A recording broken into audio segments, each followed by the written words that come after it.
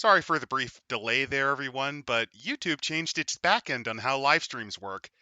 It's actually a surprising improvement from what they usually do, so that's at least a positive. Name's Adam. Tech Priest. And I'm ImpCit, and in honor of the month, we are going to be talking about Kislev. Kislev? Kislev, Kislev, Kislev, Kislev, Kislev. Kislev. Kislev, Kislev. Kislev. For those of you who don't know, Kislev is the Eastern European culture faction for Warhammer. It's Bohemia, For Warhammer Poland, Fantasy. Kiev. That's the best way to describe it. It's Bohemia, Poland, Kiev. Behemoth, Poland, Kiev, Serbia. No, Serbia's more... Poland, Poland, Kiev, Serbia, Lithuania, Rus... No, we have to, instead of Serbia, it had to be Erbia, because it's like everything part of it. This is the land of, we wanted to include Eastern European fantasy stuff, but we couldn't think of, but having more than one nation is a pain in the ass. This is the, So oh shit, we need to do the Winged Hussar thing, and the Crusade of Varna. Oh, and I guess the Teuton Crusade. How do we do that? The Teutonic Order. There's less of that, which I'm a little bit disappointed in, because that can be really fun. They had been in the background of the game since first edition. They had stuff in the first edition of Warhammer Fantasy Roleplay. They had an army list back in 6th edition. They did, during Storm of Chaos. As with a lot of things. Not only an army list, they had models. Yes, they did. Yes, they did. Then nothing for about almost 2 decades. Yeah, they had nothing because, well, 8th edition, and this then army the end of that Fantasy. we didn't advertise at all didn't do well. Well, it's clearly the fault of the army and not the fact that we were shit at marketing our own fucking minis line.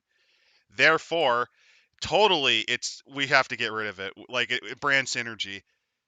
God, I hate that They did era of highlight GW. when they were reintroducing the old world that they would be adding a Kislev and a Cathay army. They have added the Cathay army. We have not seen Kislev yet. I don't know if it's because of the ongoing situation in global politics that's causing it, or they just were concerned about the initial release. And now that we have seen massive success from it, that they might introduce that maybe with whatever 2nd edition they're going to do. They have to do, much like Cathay, they have to do a full army range from scratch. Yeah, because it expanded quite a bit. Now, thankfully, there was 20 years without a release is because there was a little game that came out called Total Warhammer, which was wildly successful and had 2 sequels. The second sequel of which features Kislev with a full army roster. As well as some interesting lore changes, if I recall. Yes. Yes. They added basically their orthodoxy. Which I kind of like the shift to. I think that's not a bad idea. As well as, I'd say, more Ice Witch themed stuff. They tried to flesh out more of what was already there, and this book is definitely the foundation for that. Which allow us to get into it proper. Honestly, this looks like something I'd see in Warcraft, like at a Warcraft cover for some reason. Oh, that does feel like a Warcraft symbol. It is.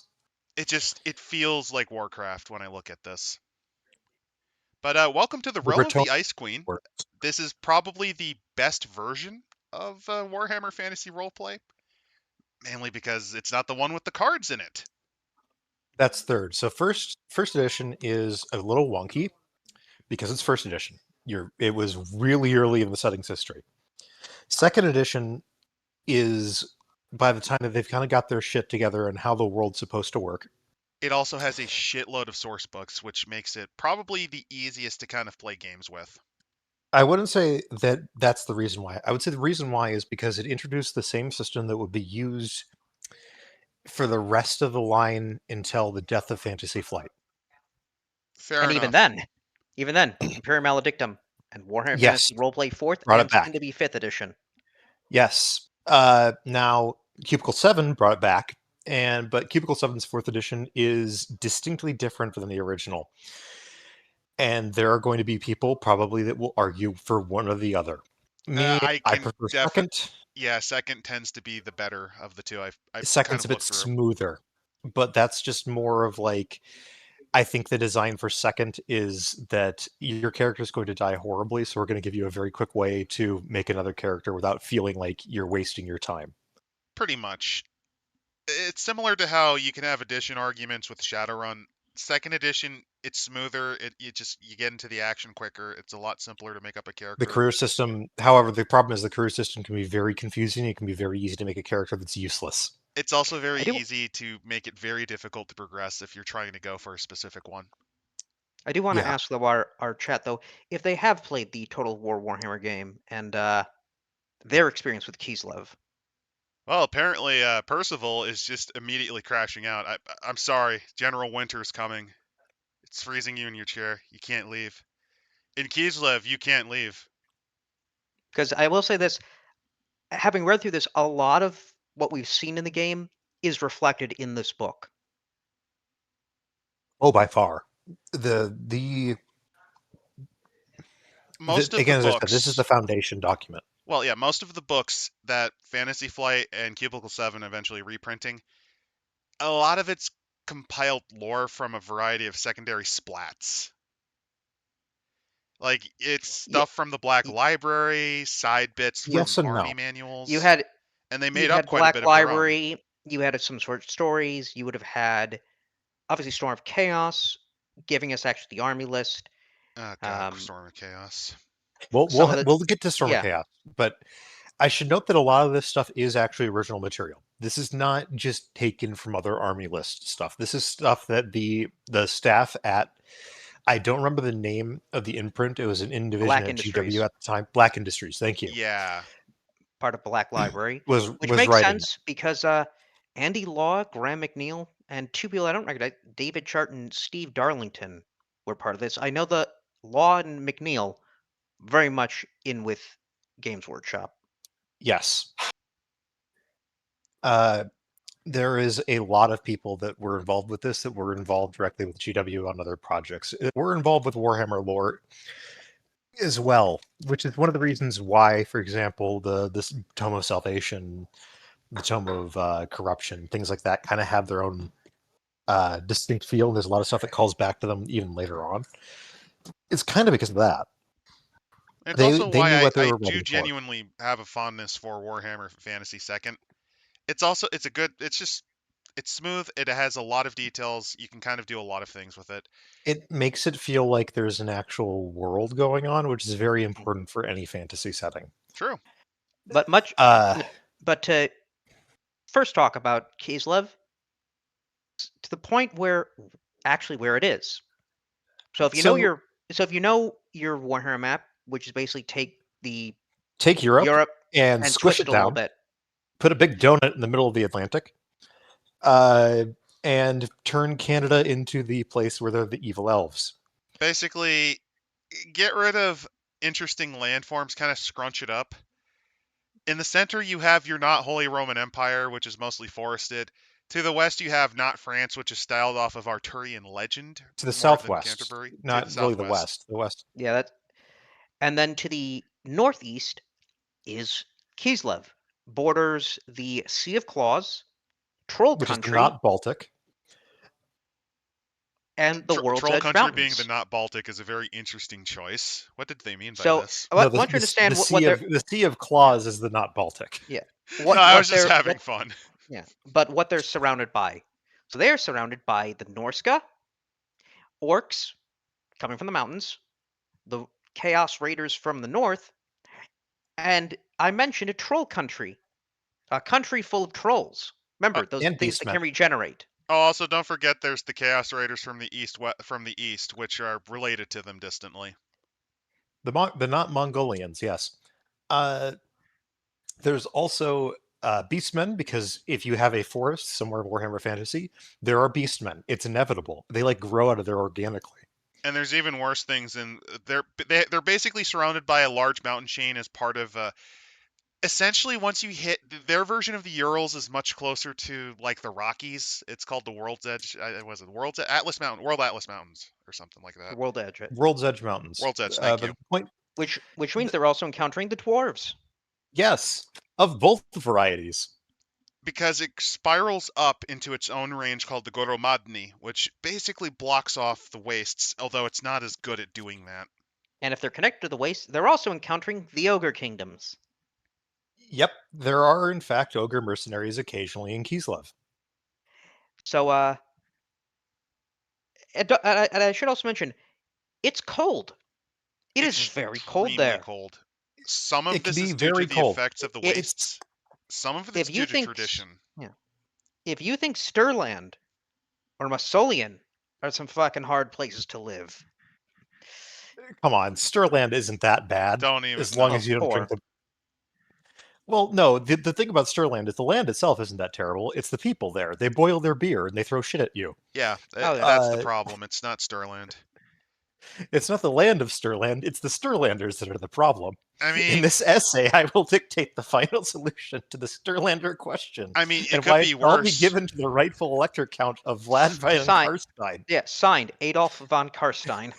It could be worse. It could be the wastelands around Marienburg, which are described as being quite cold, mossy, and swampy. They're basically the Dutch. That's The what Dutch, it is. but it's even more shit. Yeah. Some lovely filth over here. It's still not as bad as Albion. I You mean, don't hell, wanna be there's on parts Albion. of Norska that's warmer than Kislev.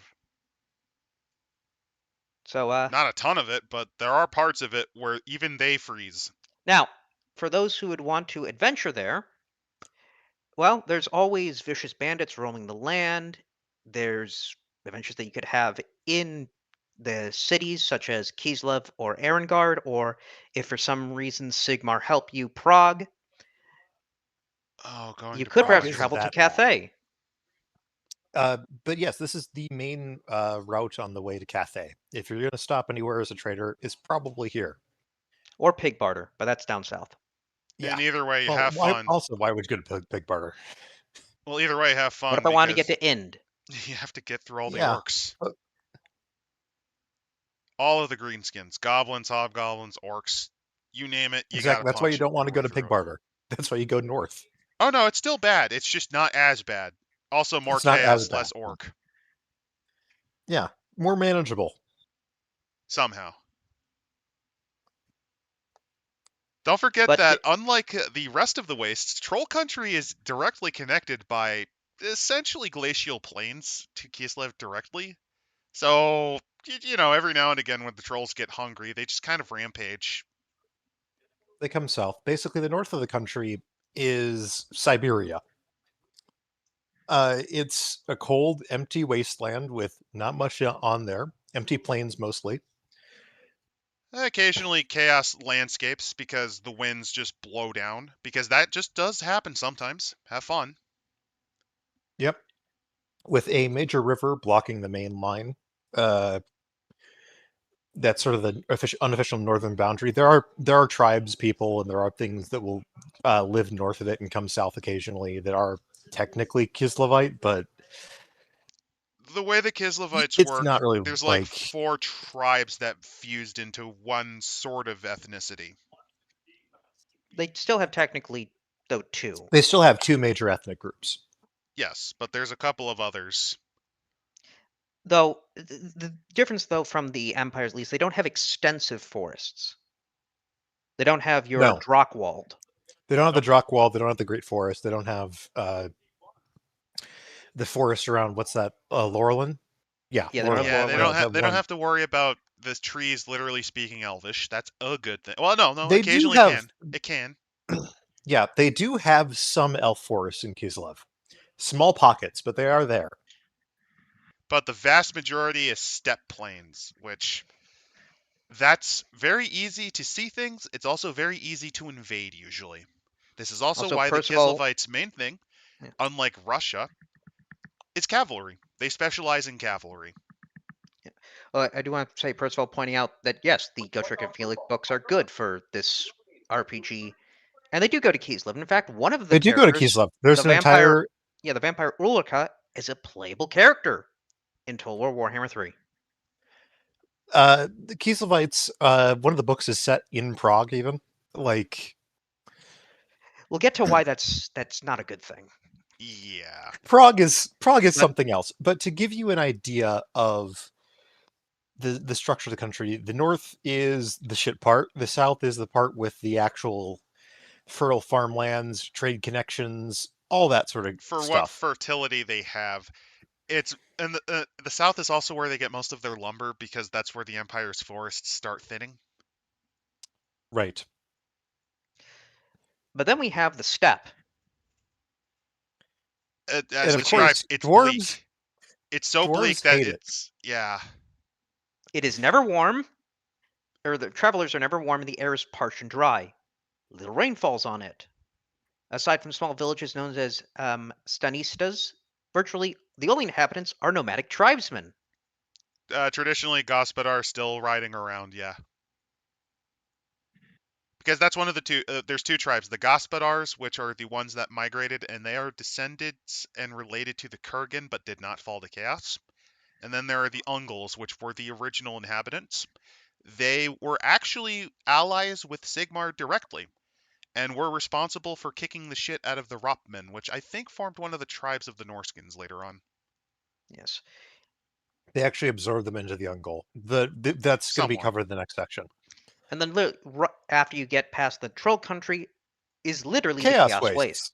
Just It's the awful. literal. Don't go here. So they border the Chaos Wastes. What It are you is talking about? The Chaos Wastes are interestingly weird. As in, you can just, as soon as you cross it, you just enter a jungle. A hot, the humid very jungle. air is poisonous, and only the most insane would ever dream of approaching this warped land. Correct. Also, I love this image of just they winged Hasarmaxed for this. Oh. I feel they I winged don't know if that was an Hasarmax. RPG original one, because those warriors look very 6th edition-y. Or 5th. I think those are 5th edition warriors. Probably 6th because that's the last Let me put it edition they like showed this. up. These guys No, I meant are the Chaos winged. Warriors. That's 5th edition style, yeah. And for those who want to know why they have the feathers, it creates larger vibrations. It creates a Make it- noise like screaming. It's similar to It's there's a really type of trumpet intimidating. that was often used, particularly among central steppe peoples, that had a disturbing noise when it moved. You know, it seems a lot of cultures It's did. eerie. There's the Aztec death whistle. Yeah? There's, to give a little bit more modern one, the Southern Confederates rebel yell. The Haka Just war dance. Just the screams of your side, just to terrify the enemy. But yes.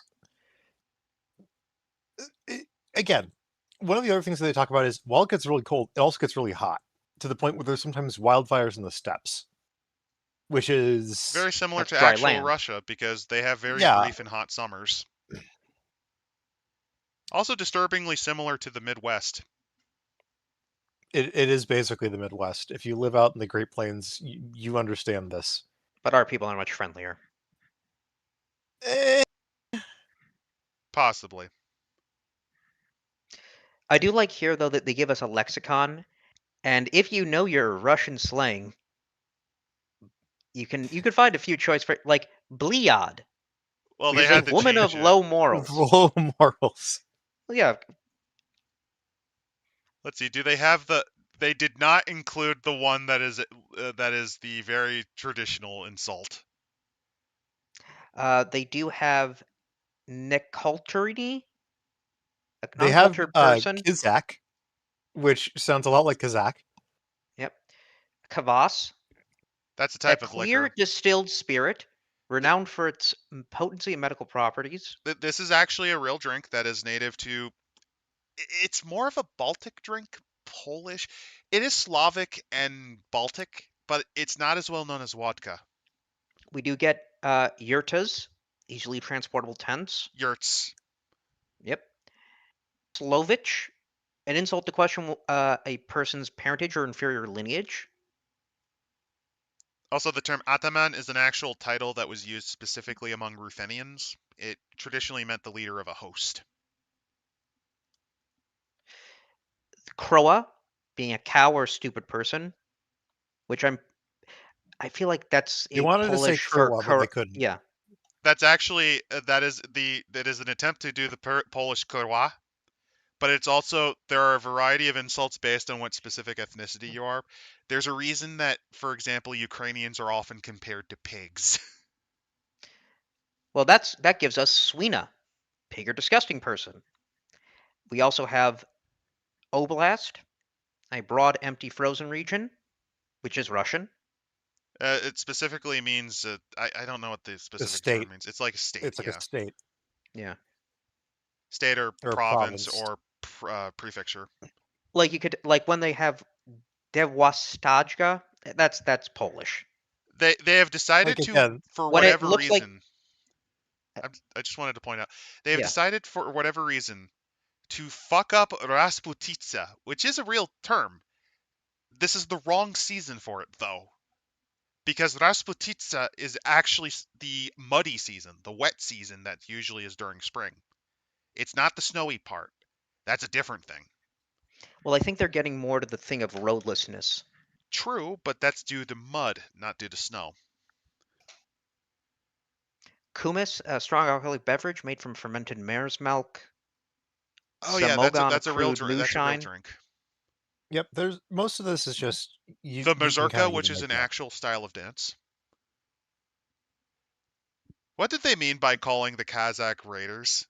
What did But you mean by this? I so mentioned that earlier, and you didn't notice yeah, it when I said but it. that does bring up a little bit of a side. So Games Workshop did not intend this, most likely, but Kislev is an actual Hebrew word. It quite Yes. literally is the third month of the year, because remember, Jews have the lunar calendar and the new year starts around like September-ish. So it corresponds to like November, December. But Kislev is basically the December month. Which is one of the big reasons we decided to do it this month. Oh, It's also, an actual Hebrew month, which Burmisters, is that's a funny. loan word from Reich speak.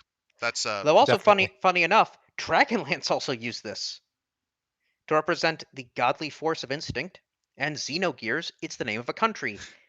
This one probably explicitly named after the Hebrew month. they attempted to actually pronounce Dojvidanya. Yes, they did. Dovizania, yeah. Don't question it. These are British people trying their best. This is Games Workshop. This is We know Games how they Workshop. do Latin. I just have this mental image that they just randomly hired some Polish person and paid them like $2 to They like found a plumber, they which was the style of the time. they paid him like under the wages expected, but he was able to completely fix the entire workshop building in a Yeah. day. And then they just The asked him random questions because they thought he was Russian. And he's just like, "Fine, I'll just the, fucking make it the up." old stereotype of Polish people in Britain, like 2 decades ago, is they're all plumbers. But not only They're I plumbers, have but no they idea are how the, they they accurate have are that the was. Mexicans of Britain. yeah. But the difference is the stereotype is that they actually work extremely hard to the point where Oh, you literally can underpay them and they'll still do more than what they're supposed to. hey, the Polish Compared to the jokes work everywhere. Romanians, which are the unhinged driver stereotype that will go at 80 miles an hour or over 110 kilometers down the You see, motorway, smashing a poor old lady in a fucking car. that's because they've only practiced with stolen ones. Yes. The Romanians. But Oh let's man. go on to then the. Actually, first we can go on to the main cities. So the main city of There's Kislev 3. is Kislev. Which is why I think it's a portmanteau of Kiev and Slav. Yep. Probably. Probably. I mean, Prague being where it is a little bit like A little on the nose. what cities do we know about in Eastern Europe? Well, we can't. Let's see. Stalingrad, Leningrad, Stalingrad would be Moscow. named I'm actually Volgograd, surprised. Well, that's what I'm the surprised main city is. they It's didn't, Petersburg. based Stalingrad. on the name, make Moscow just be an entire city run by cows. That actually would have been cool. You could have done that. That would have been neat. But it was founded by the Khans and Khan queens of the Gospodar people Which in is the year interesting because one. they're more The based on year Hungarian. Like this is more of the Hungarian Polish take if you think about Yes, it. it's the Hungarian Polish Hungarian Union. Yeah. Which reminds me, what year did Hungary form? The About modern 1,000. Hungarian Saint state. Stefan. Yeah, The kingdom. about 1,000. 1,000 1,000. He was AD baptized as CE. Saint Stefan was baptized and Well, given his throne by the Pope at the time. yeah, but the official They were king of around for a Hungary, couple of hundred years prior, but they the had a one different made title. by the one existing sort of within that Holy Roman Empire, I guess, from the They didn't. Habsburg Hungary monarchy. never. Hungary did not. No. Hungary never joined the empire It did. proper. You're right.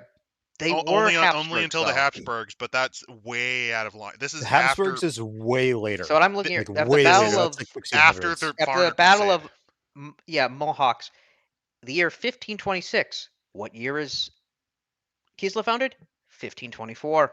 I wouldn't use that as an example, though. But still. No, the reason why it's 15. All right, brief diatribe into the Warhammer calendar because it's actually genuinely interesting.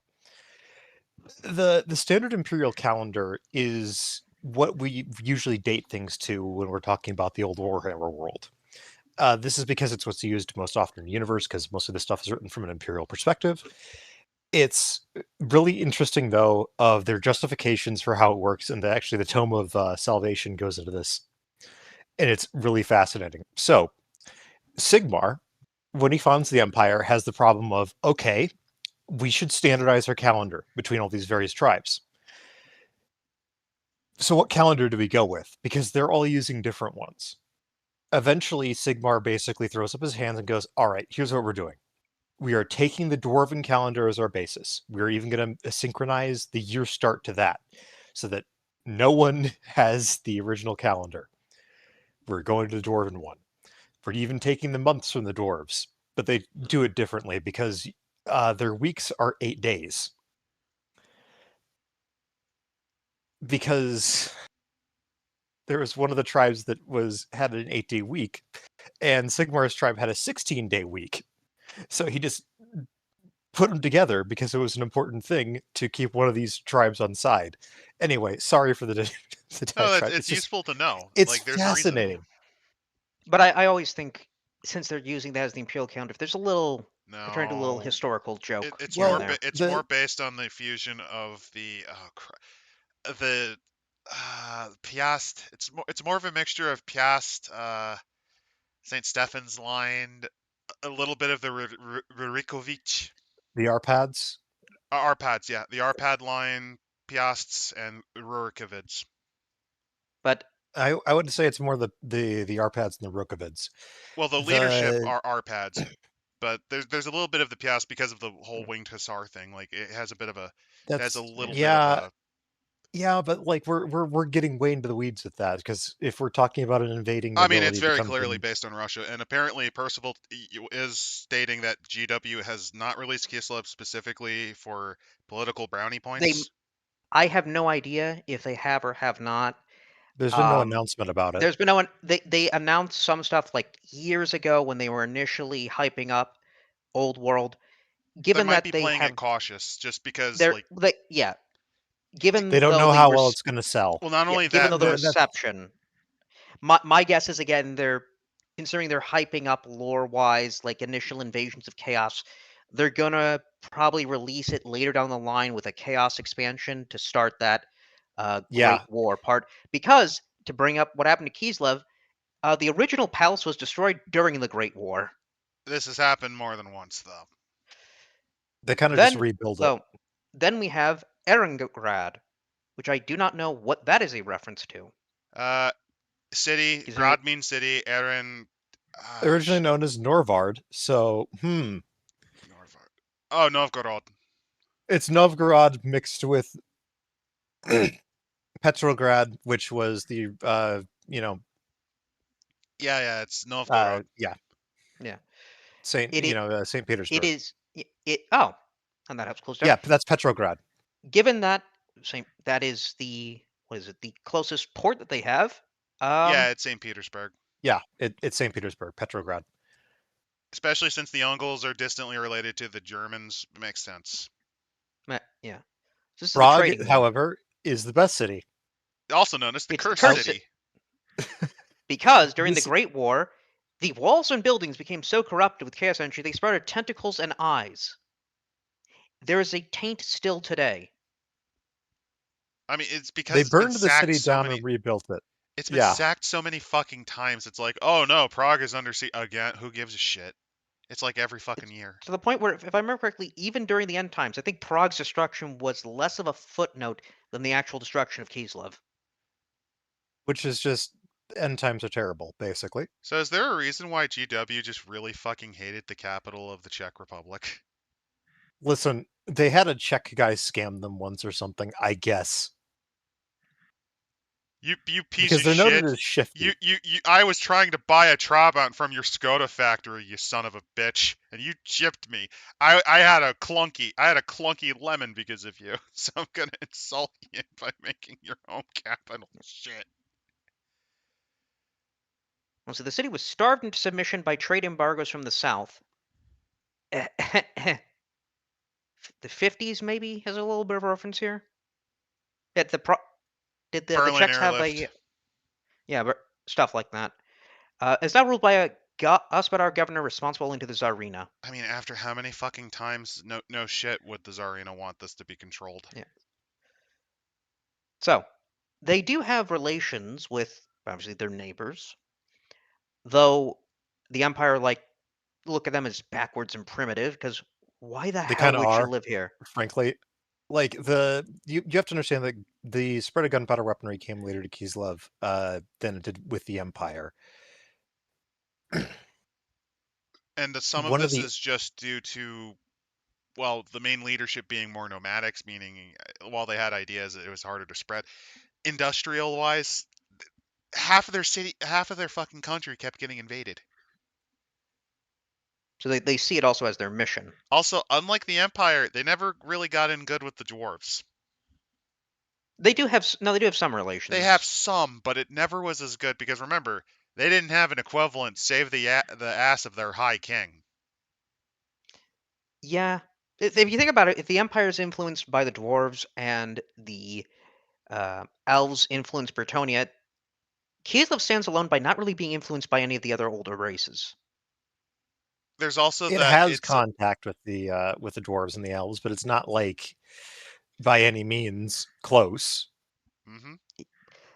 I mean, it's not influenced by chaos, but that's its closest connection. It was forced out by chaos. It's on the front lines of chaos. Half their country's constantly fucking burned down. It's not as nice overall. Farming seasons are shorter. If you have one bad crop, you're kind of fucked.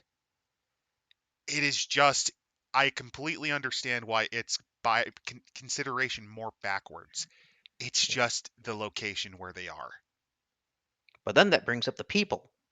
And the people are made up of Ungls, Gospodars, Norse, and the Ropsmen. A quick comment though: the two notes about they do have relations with the two other races, which is the dwarves, which is that they are known to assist the dwarves when it comes to fighting the mountains. Which I have to imagine the idea of a winged hussar charging down a mountainside is kind of, that just seems kind of nice. Well, during the Great The other War, one, they actually had a last alliance with Karazi Karak, and the dwarves legitimately died defending the gates of Kislev. yes, so they repay it. They both mutually think that the other side is insane. How can you spend so much time underground while the dwarfs think that open sky drives the Kislevites insane? Right. I'm just envisioning just a dwarf crashing out and screaming at the blue. It's like it's infinite. It goes on forever. He's screaming. This is just I an do think encounter you run probably the into. Kislevites are probably one of the only few manlings that can hold some of Bugbin's liquor. I mean, they're drinking vodka all the time. Yeah. If you've read the Felix and Kotrick and Felix novel, oh man, they drink. Wood elves, though, are another thing where it's kind of weird. They say that they do, in fact, occasionally help out the Kislevites, Mostly against the beastmen. mostly against beastmen, because no one likes beastmen, not even beastmen. But to bring up the people, it said Ungls, Gospodars, Norse, and the Ropesmen. Primarily Ungls and Gospodars. So Gospodars the lower were class tended to be Ungle, which were the original settlers, the original peoples. The best way to describe them is they're kind of a mixture of early Slavics, a mixture of early Slavics, early Baltics, that sort of thing. Balto-Slavic. The The Gospodars being much closer to the yeah, Arpad. the Ropesmen lived in what is now Troll country, and they themselves were dominated by the Ungol. They were completely absorbed by the Ungol's. Essentially. The This Gospodars, is... though, I'm trying to think what they would be the equivalent to. I think it would just be the equivalent of, like, the East Germanic peoples. yeah, Like Goths, Vandals, that sort of thing. so Gospodars come in, drive the Ungols west and north. Therefore, the Ungols absorb the Ropesmen. Gospodars grow, establish Prague and Kislev, and the Ungols are sort of forced now under their rule. So that there's always been a bit of chafing Well, between the yeah, two. because the Gospodars tend to be in leadership. It's a bit of a caste system, but it's not perfect because there have been Adamans and high-ranking officials that were Ungol. Hell, there's a few that But have Rupman descendants, but the majority are Gospodar. Nobility and higher ranks are usually Gospodar. like NDR saying, no one likes Beastmen, especially the writers. Especially Yeah. GW. Remember, they got Rip the Beasts of Chaos, no longer part of Age of Sigmar, because they got backported to Old World. So everyone who transferred their models from square bases to round bases had to do it again. Also, the Rothern is correcting us a little bit because, you know, I know them somewhat. They're very good at knowing this sort of stuff. The Ungles are actually the Turco-Mongolic aspect a little more. There's a lot of that in Oh. them. And you all point out that the original Kislev career mentioned that men leave Kislev on religious journeys, which they're given the right to once, and they use it just to get the fuck out of Kislev. Because why would you stay here? That's a Because it good is your question. homeland. But that gives us then to the language, which is supposed to be a mix of Ungol and Ropesmen.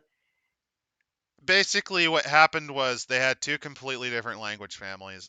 This is kind of the trade speak that evolved from it. Ungol Ungol and Ropsman substrate combined with some Gospodar loanwords. There's three major regional dialects, Yeah. and they're all mutually understandable. I think to a degree like Yeah. Danish, Swedish, What? and Yeah. Norwegian. I would say because Wh- they're kind of basing this on Russia. You have Russia, Ruthenian, and Belarusian. Yeah.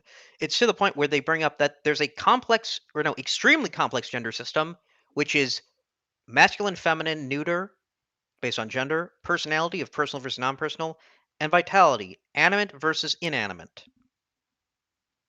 Which some language families do have. For example, German has that. Some Slavic languages have this too. And Are you sure this again, is Right. these language things aren't the result of the days of the GW writers in their youths having to learn a foreign language? I think it's It's more they wanted to remember this is kind of the big thing that built up Kislev as a concept. So Yeah. they're it's trying just them to explain that it is a linguistic mess more than the Empire because is. you're not Most running an of army. You're actually going to do an adventure in Kislev. You have to know this. right. And speaking of that, and with an adventure, religion. But So another point is they yeah, don't. Sorry, another point. Quick one is they don't have Cyrillic. There's no Saint Cyril, so why would they have it? They use the same script as Rakespiel, which is the Dwarven runic alphabet. which makes sense. They had communications with it, and why not? Why not use it, even if it's a little bit clunky? It's similar to how you can actually write a lot of Slavic languages using Latin script. Basically, It's just rougher. right. Basically, the most of these words are adopted, but they alter the spelling to keep the pronunciation. Because But there are they're written according letters. to their Well, phonetics. there are So yeah, yeah, there's phonetics that you just can't do with the script that you just have to convert. So I believe they, within religion, primarily more nomadic, but It's the not as Kislevite organized. gods. It's not as organized as Yeah, the Empire. I know this one pretty hard, firmly. yeah. It's not as organized, mainly just because a lot of local gods. The Empire has a lot of local gods too, but Kislev, since it doesn't have a centralized system, the closest they had was the Great Orthodoxy, which that's a retcon. That's a I will. retcon. I definitely see in future releases they will definitely retcon and have the Orthodoxy be maybe a little bit growing, not as prominent. Essentially, it's the equivalent of a Kislevite attempt at doing a Sigmar reform. The difference is, there's a lot of gods. The most popular is Ursun, the bear god. A good way to put it is the orthodoxy is like the consolidation of the older folk religion of Kislev into a more. But there's others. There's Daz. Eren, which is the arrow specialist. There's also Tor, which is the thunder deity. Then the dress. Oh, and there's a lot basically. of local deities. In fact, sometimes hags are venerated as essentially lesser deities when they die. It gets strange. And I do like this. They give a whole thing on the dress, how it's supposed to look, what it's supposed to look like for peasants, city dwellers, and nobles, jewelry, priests, the calendar. A good point is that they have a lot of Norse influence in how they dress. Yes, they do, because of their influences. Well, yeah, they're in constant contact with them both as traders and raiders. They're going to adopt the clothing. Which is a nod to Rurik, because again, the concept of Russia was kind of founded by Norse settlers, at least to a degree. Right. They of course have the funny fur hats. Well, yeah, the variety of fur hats, shankas essentially. Felt caps. They also do a lot of mention of like the furs. They mention how the dyes work, which is that peasants usually don't have much in the way of dye, but nobles splurge on it. Yes, they do. Clothes are a mark of status. Also, some more lore on the Great Orthodoxy. It was mostly founded by Katerina's father, who was chosen by Ursun. He rode a bear back when that was not rare, but not common either. Thank you, Rothern. They have a whole section on him in this book. Let's see. They also bring up, though, kvass, which is the oil of the nation, which it's sour milk. It is the second most popular drink in Kislev. It's vodka. It's an attempt to make vodka, which vodka required the usage of processing of a New World crop to become hyper popular. Because kvass is they mentioned it as strong. It's a real drink. It's medicinal. It is partially medicinal, but it's also similar to made from vodka in that it's a spirit. Malt, rye, or wheat flour and boiling water. And often added with a bit of herbal elements too. Which is actually, yes, you don't really realize. Yeah, vodka only comes about with potatoes, and potatoes don't exist in Warhammer. Well, vodka can be brewed from wheat or rye. It can. That's where it was originally brewed from. It can. It's similar to how latkes originally used buckwheat, if I recall. Yes. So. Now, the main thing with kvass is the kvass is actually, generally speaking, low alcoholic. It's not a strong drink. They mention, of course, this can vary from place to place, but like historically speaking, it's not quite as strong as, the more hard liquor that got brewed. Yeah, it's usually used as digestive. It was also more popular just because vodka was something that the state kept a monopoly on. The Tsars originally. Yes, they did. And then we did get our rulers. So from the Khan queens and Khans comes the Tsar or the Tsarina, current being Tsarina Katerin after her father died, or as we know from Total Warhammer 3, was frozen in a block of ice. Also, the concept of the name Tsar, it makes sense because the Empire uses the term Kaiser. Yep. Yeah, it's fantasy Russia. What are they going to call them? Kagan. So you could use the word. You could use the old. They could have used Kagan. They could have used. I believe. If they were based on Iranic Shahanshah. I believe the Hobgoblins use it. You could use Shahanshah then. Oh. The King of Kings. Yeah, but there is also a feminine version of it too. Oh, but her palace though is an ice palace. Wait, it's literally made out of ice. You forgot about people like the Elenians and the Sarmatians and the Scythians, which were all Iranic people. Though descended from the Tsarina is therefore the nobles known as the Boyarin or the Boyars. Hereditary ruler, which can also be male or female, so it's interesting kind of transfer of property. Basically, it's by direct blood. It's not necessarily by like male line or female line. It's just a direct blood inheritance. And then you have the hetman, or I believe it's the atman, Hetmans, who's then The Ottomans. the village. the hetmen are different. The atmen are war leaders in specific. The hetmen are just the ones that are in charge of. Astenitsa. Basically a Yeah, But then combination of mayor and warrior commander. the next section is about the history, which we've kind of gone over already. briefly talked about, but to give you an idea, the tribes of Kislev, there were several of them. They kind of all get together. They end up slightly joining up with the North We do, Sea. The yeah, we do have a also similar to the Empire and Bretonia. They're starting sort of founding being against tribes of orcs. In this case, the Ungol chief Subotan fighting the horde of Gortork. Fair enough. Also, Sigmar bailed his ass out of the fire with Galmaraz. So it's right around the same time, and this has cemented an alliance between Kislev and the Empire. they were basically border princes until they really consolidated into their own realm.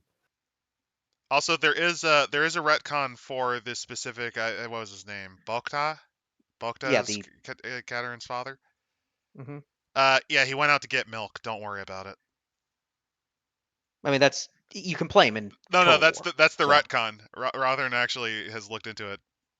He walked out in the new lore, so he went out to get milk, divine milk. I mean, then again, for the old world, these people will not have been born yet, so it's going to be whoever was leading the old world. I'm presuming they're going to make it a Tsarina. Also, NDR has a really funny shit post you could do, where you just have you have one of the boyars just you go, we have heard rumors of Earthroot. We want you to go fight lizard people. Steal the Earthroot. Bring back so that you can make potato-made vodka. Also, I will agree with Percival that, yeah, I like fantasy for having this sort of historical pastiche. I also do like Age of Sigmar because it can get kind of really out there, at the same time be grounded. It's not grounded at any fucking point. Not, I don't know. It's like it's its own thing. It's got its identity now. Yeah, by wearing the flesh of something it killed. I don't care it came back. I will present you to 40K, which is everything 80s and 70s sci-fi together. Fair enough. But anyway, the Gosbadars moved in. We kind of already covered that. And then we have, then they filmed Birth of a Nation, and it was shown to Woodrow Wilson, and he applauded. He had This tears. is during He had tears going down his face. This is during the time of the three empires. Yeah, this is when the Empire was being stupid. Which is Old World time period. And the Khan Queen Miska vanished into the north, claiming to have seen a terrible vision of the future where she would once again be needed to lead her people to salvation. But her daughter, Shoika... it's the classic, oh, leader left, darkest hour will return, yada yada. Never brought up again in the end times. So they forgot about it. The title. Yeah, she took the title. Her daughter took the title of Tsarina, instigating the God-sparring calendar and establishing Kislev as a proper nation. Which is a reference to the old calendar of Russia. Novard, and immediately sacked it. Essentially, Shoika is an attempt at making Ivan the Terrible, which, by the way, Ivan the Fourth the Terrible, that's a very rough translation of what his actual Russian appellation is. Because it could also mean Ivan the Cruel, Ivan the Fierce, and specifically, he wasn't terrible to his peasantry. He was terrible to the landowners who usually abused them. He mostly only went crazy near the end. Like, he has a very different reputation in Russia specifically because he was kind of seen as the people's czar. That's just depressing. Yeah, because, hey, him being cruel to the court, it was usually against boyars who were fucking over the peasants and the serfs. How does it feel to know that this is one of your national heroes?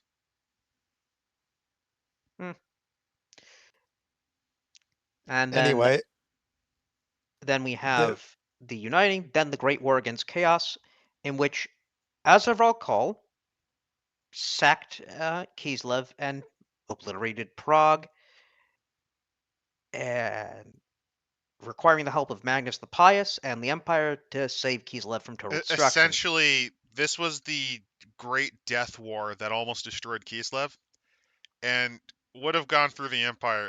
It basically would have if Magnus did not rally and unify it. This was the first ever chosen. no, this was It not the was first not the ever. first. You're This right, is not the first. This was the most powerful one besides Archeon. Yes. Basically, Carl is the actually intelligent one. Cole has a very specific idea and a very specific plan, which is that he's going to take his time. He's going to establish a base of operations in Kislev. He's going to methodically destroy them, and then move on to the rest of the human nations. And honestly, if it wasn't for Magnus the Pious, the plan probably could have worked. Gonna be honest, can't wait to see what his model will be. It's going to be baller. It has to be. I mean, Archaon's model was really, really good. They have to one up that. He's got to be riding a Chaos Dragon. If not a dragon, imagine like a two-headed like something. You know? Oh, if they bring back the two-headed. That could be They do cute. like a two-headed manticore could be really good. That'd be cute. By the way, War a Gear, 1-2 let's- punch from Percival. This is the book that features one of his favorite careers, which is we'll cover him, the Bear Tamer. And then NDR decides to ruin that fantasy by, I didn't know that they were stunning and brave enough to make an entire profession about training people to become gay hairy men. NDR, what did you mean by this? It's Kislev. There are only gay hairy men. Have you never been to Russia? I'm They're just either envisioning femboy I'm or just they're envisioning bears. the modern It's one or version of the the other. setting. Like in the alternate timeline, they do Warhammer Modern, and they're just wearing tracksuits, including the bear. I was going to The make a bears have tracksuit. become intelligent. I was going to make a tracksuit joke at some point. The but I couldn't finest figure out a good place the for it. finest outfits from Cathay. The Kislev squad. and the Koreshi factories.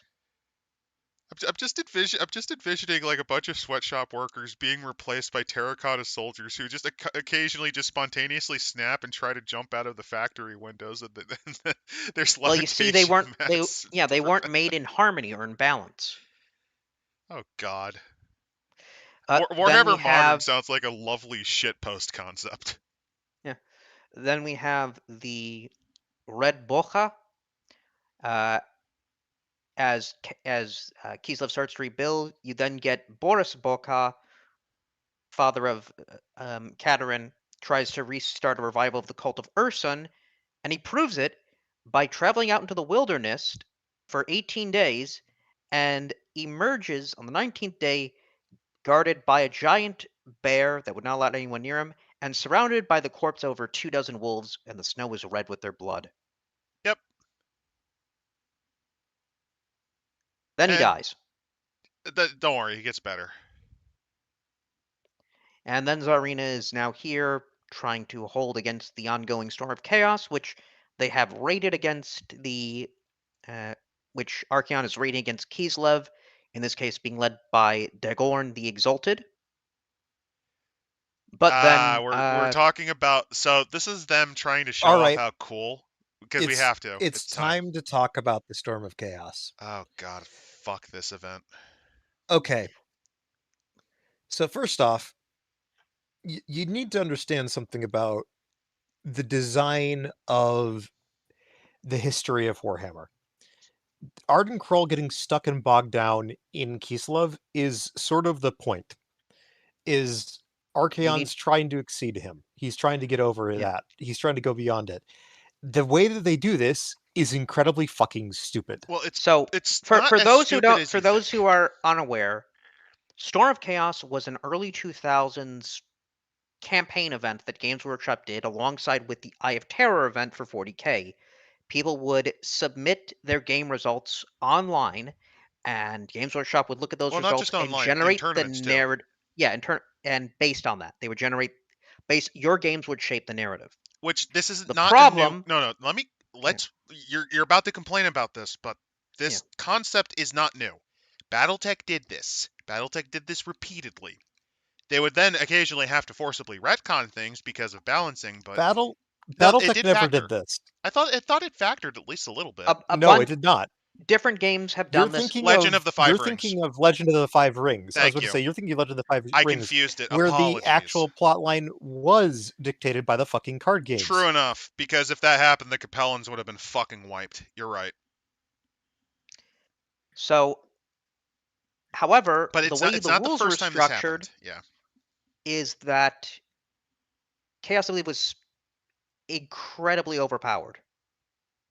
Well, they tried to. They were hoping they that they were. made it powerful. They did. Chaos was a tuned to fuck army. And the problem is... The problem was they didn't account for the older because they focused on Chaos. They ignored that the less tweaked armies had ways to stonewall them. No, because you're forgetting you're trying to jump immediately to the end. Because remember, the initial competitions had them get stonewalled at the first fucking fortress. I was going to mention that, but I needed to mention the actual army list stuff. The problem that they had was that most of the players that were picking up Chaos were new players.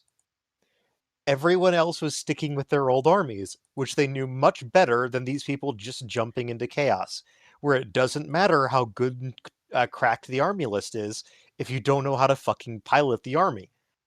Which this army was not the easiest to pilot. It was really overtuned and really strong, but it was not exactly newcomer friendly. I also could have sworn that even people like the players who stuck with Chaos, because Chaos was still a popular faction, the ones that stuck with it. Yes, the ones that stuck with it had a lot better success rates. To a degree, but because remember, there were a couple of, like, even though it was overtuned, I remember there's like a couple of key weaknesses that very early on were noticed by other players.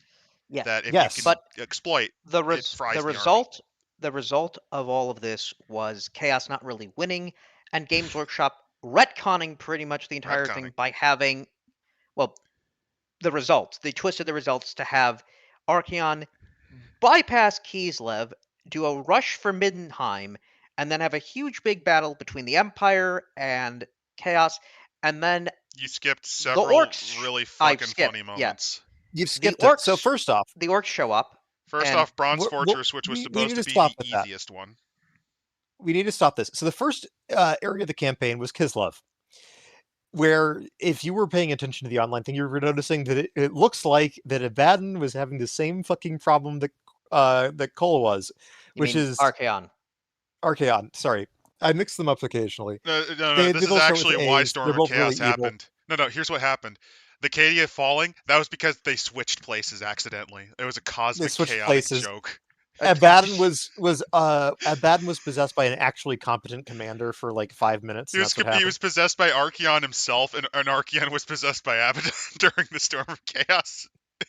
Yeah, their souls swapped. All right, because the first one was, I believe, it was the Bronze Fortress, which is one of the border forts along Kislev. That it was supposed to fall. Like, it was stacked. The map was stacked for Chaos to fall. It was going to fall, but they delayed it, which is then that causes ripple effects. They delayed it because here's the thing: the armies there, they still won. I think just a shade over 60%. Like, they won. So there should have been a delay. They ignored that and then moved on to Prague. They got where fucked. There was an even bigger delay. No, not a delay. They lost. They lost at Prague. They basically lost the fight at Prague. Yes. And the GW had to put their thumb on the scale, worse than Helldivers 2, to push this thing over the edge. So what they did was they invented a great ritual to teleport them, I think, then to Kislev. Yes. Where they lost again. Out of Kislev. Because here's the problem.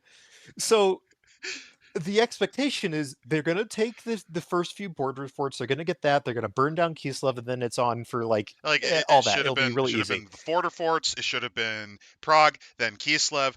They should have only started struggling here, like at the border at not even at Middenheim, like around here, like Hochland and Ostland, Ostermark. Like that's where that would be maybe where they start delaying.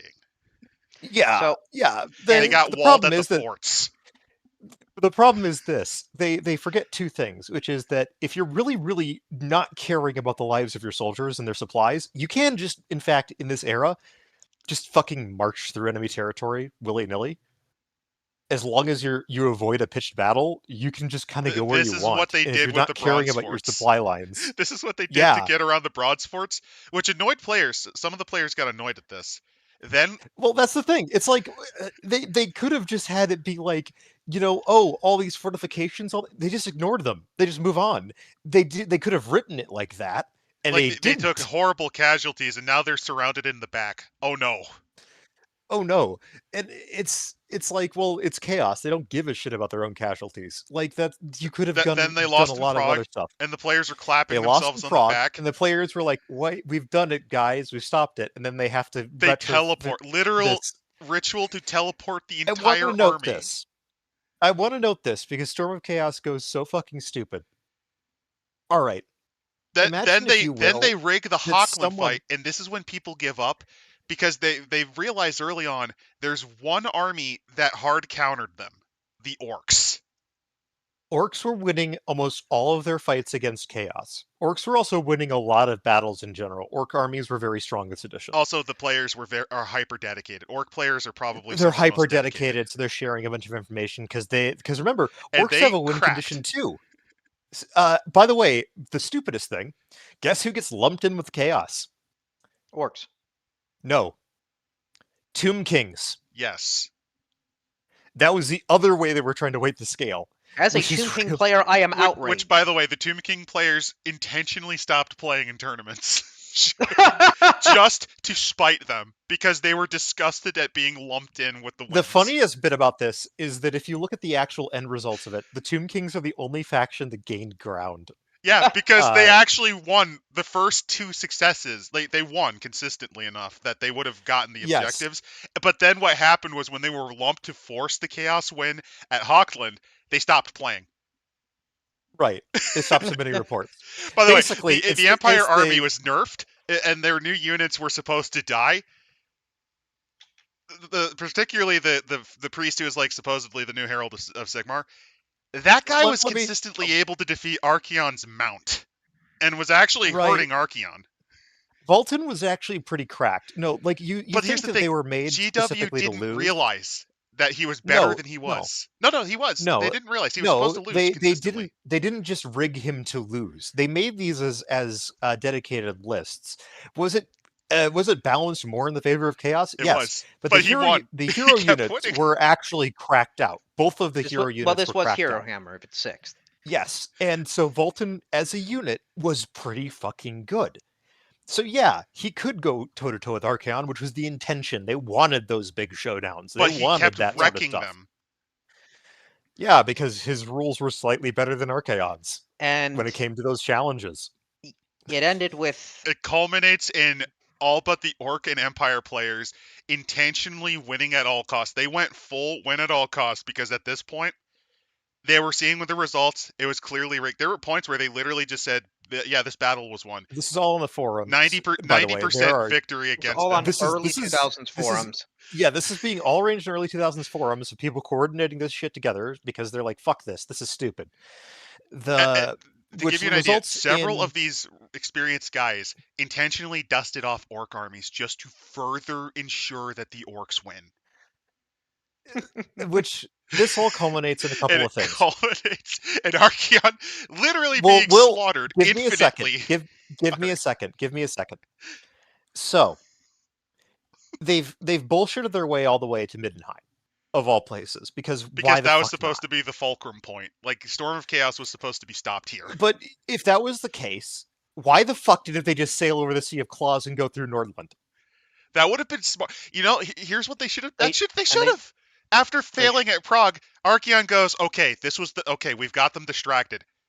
Left pincer. That was they weren't actually in Prague. There was like a distraction force. If they did that would have been smarter. It would have been genius. It's a complete clusterfuck. And so, I do want to bring up the clusterfuck worse. So you have to understand this. The Siege of Middenheim is happening, and somebody's done a wonderful timeline of the Storm of Chaos from start to finish. The entire thing takes exactly 69 days. Nice. I'm not even joking. from the first events of the campaign to the end, it is about 69 days. And I thought Warhammer's 40K's timeline So was you're saying fucked. that even Slanesh and Zinch were fucking over Chaos because they're like Zinch realized that GW was forcing wins. Like, no. If I'm going to win, it's going to be on my timetable. It's dumber than that, I'm because just you need that's to my gag realize for that. that Archaon, even if you're talking about teleporty bullshitty woo-woo magic, Which he did. somehow marched a force from Kislev all the way to Middenheim before Karl Franz got there. Yes, because that's the other thing GW did. Thank you for reminding me. They intentionally forced delays for Empire players to prevent Karl Franz from making it to the battlefield. They intentionally banned him from being used just to They did force not. this. They had rules for him. The difference But they was that he waited it couldn't so be... he couldn't show up, if I remember right. Well, no, they were waiting the narrative so that he wasn't showing up. No, he was showing up. The main thing was that the his equipment was different depending on whether or not you had Vulcan, because Vulcan was given the Helden Hammer. So you understand the. But it culminates in the dumbest series of events possible, because they have to get every army involved somehow. So there's a random force of high elves at a tavern somewhere in Middenheim. There's ratmen fighting wood elves out in the forest. I mean, I could see the Skaven boiling out of Middenheim. The Skaven are doing a lot during this campaign behind the scenes, but they're, of course, the Skaven. So, the wood elves are getting involved. One of my favorite bits is... I love this list. It's a really love the fun moment when the thematic list. Lizardmen popped out of nowhere. No, the Lizardmen were dealing with their own shit down in Lustria. There's the same thing with like the Dark Elves and Nagaroth were also dealing with chaos forces. The really funny bit is that of all factions, and this is the only way to explain the goddamn delay for Karl Franz, is that the Bretonnians just marched an entire crusade up. Oh yeah, I forgot they did. They're just like, fuck it, we ball. Which, what they could as much as people like to shit on Bretonnia, I love that. It's like, you know what? Yes, we are the snooty Frenchmen, and we're going on a crusade to liberate the world from chaos. That as they charge blindly, lances raised at some fucking chaos dragons and die horribly. I could see it. Like, I'm fine with that. It's great. It's peak chivalric fiction. It's just like, goddamn. You could have just had one of the Grail Knights and his coterie of followers just kind of like get guided there. The king actually went himself. On the core was there. Sense. In the storm, which, like he has his own list, the Errant Crusade or something like that. Anyway, but it's culminating with Karl Franz and Leuenkor's forces headed towards Middenheim. Middenheim is under siege, under lockdown. 29 Marines and Ford Raptor trucks. I think this is when most of the Empire players intentionally rooted and aided the Orc players. Well, I'll get to the Orcs in a second. Because the other bit is the teleporting Orcs. So, dwarves are doing their own thing out in the mountains, fighting chaos, fighting orcs, fighting all that. You've got a few other bits kind of dangling on, but the main culmination, though, is at Middenheim, as they stage this battle as a series of a siege, where it's like, all right, they've gotten this closer to Middenheim. They're starting the siege. They're getting here. They've got the walls. They've got a breach in the walls.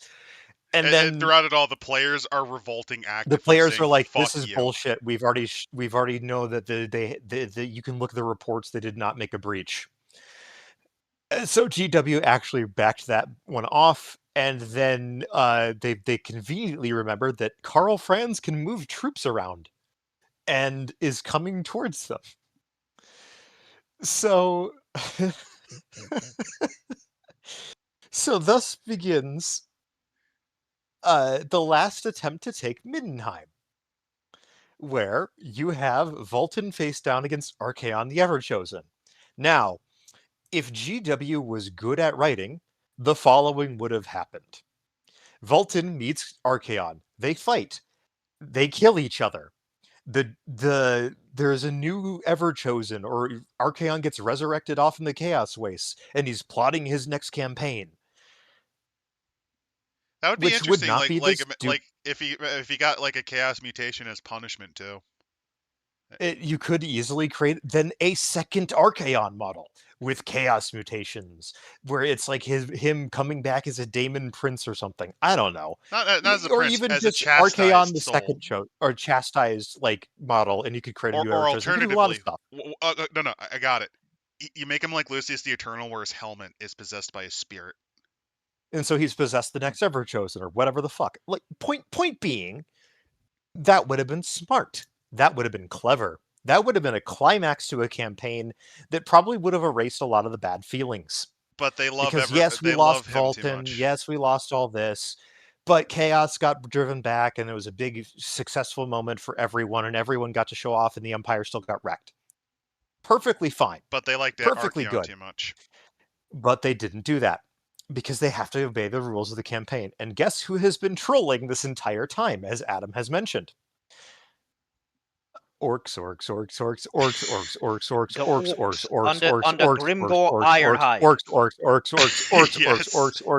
So now, in the meanwhile, while all this shit has been going down, in less than because remember, as 2 the months, players got angry, more and more of them were either aiding the orc players by helping them come up with better meta, or actually bought armies specifically just to dunk on the new chaos players. They borrowed armies. They would just borrow friends' armies to submit a second battle report.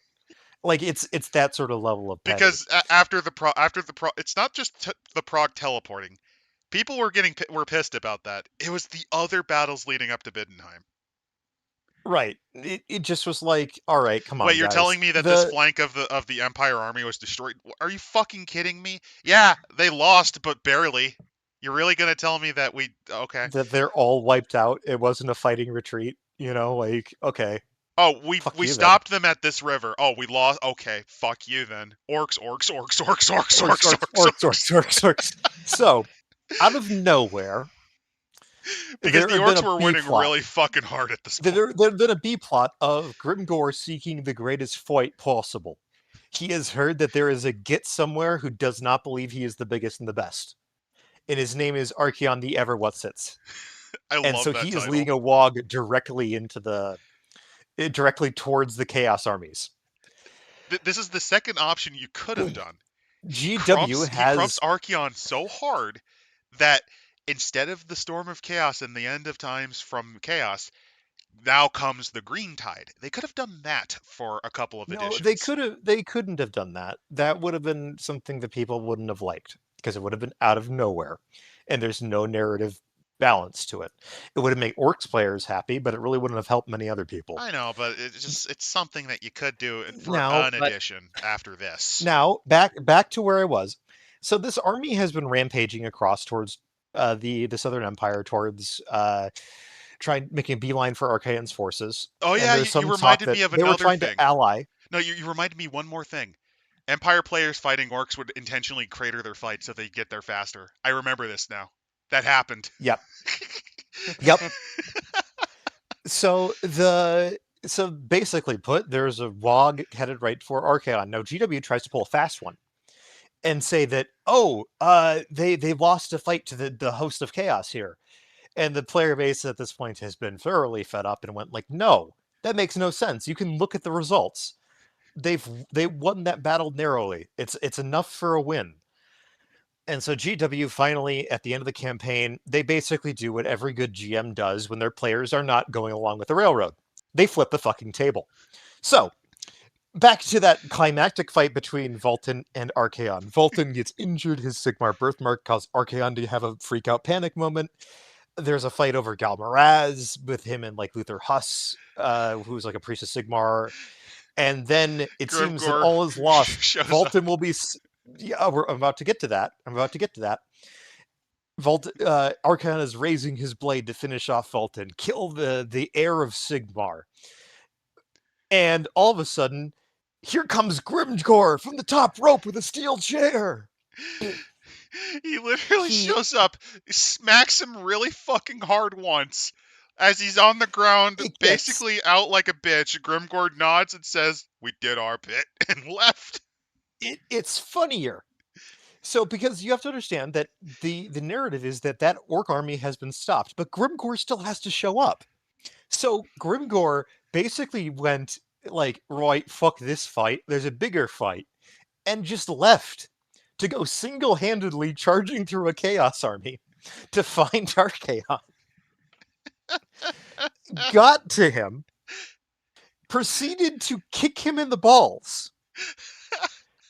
I'm not joking on that one. He legitimately like kicks Archaon hard enough that he feels it, and then disarms him of his demon sword and has him by the throat.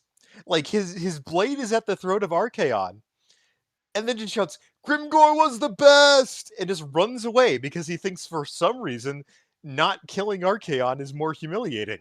You could tell that the writers were seething so fucking hard. They were seething so much. It's just so Archaon has to collect his ass back together and retreat. At which point he meets Oh no, there is a Karl correction. Franz Reminder: and Grimgor kicked him with the tip of his steel tip boots in the dick. right. That's why he felt it. That's why he felt it.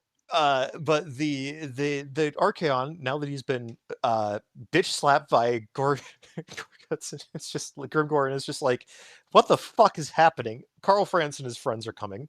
There's a short battle at a small town outside Middenheim, which involves a cannon shooting Bellicor, which is funny. The Chaos Army is effectively defeated because Archaon is no longer really effectively in command. His lieutenants fuck it all up, and it scatters. And GW basically flipped it. It's they were still done. not over. It's still not over because there's a third faction that has suddenly decided to get its ass involved, with everyone's favorite backstabbing little weasel at its head. Skaven? No. No. Oh, fuck no. You mean the vampire counts. Yes. Correct. You forgot Guess about who them. shows up with an army of undead? Manfred. Because he was going to fight the fucking demons and whatnot. Because they can't destroy the world when I still can. It's fucking Manfred von Karstein, who promptly turns around and doesn't fight because Volkmar the Grim walks over to him after being fucking a chaos chew toy for the last 2 months and basically goes, "Yeah, no, I'll still fucking kill you. Like, yeah, you can still die. I'll still fucking kill you. You want to try it, bitch? You want to try it, bitch?" And Manfred puts his tail between his legs and runs back to Sylvania. Then Volton gets killed by Deathmaster Snitched, and that's the end of the story of Chaos. A completely wasted storyline and plot and ideas that would somewhat get redeemed only barely in the end times. Because the end times is still worse than that. Yeah, as Percival But the end mentioned, times is its own horrible story. as Percival mentioned, Volton was wasted, and also NDR comments that it's very nice that Grimgor decided to help Archaon transition to a stunning and brave Slaneshi entity.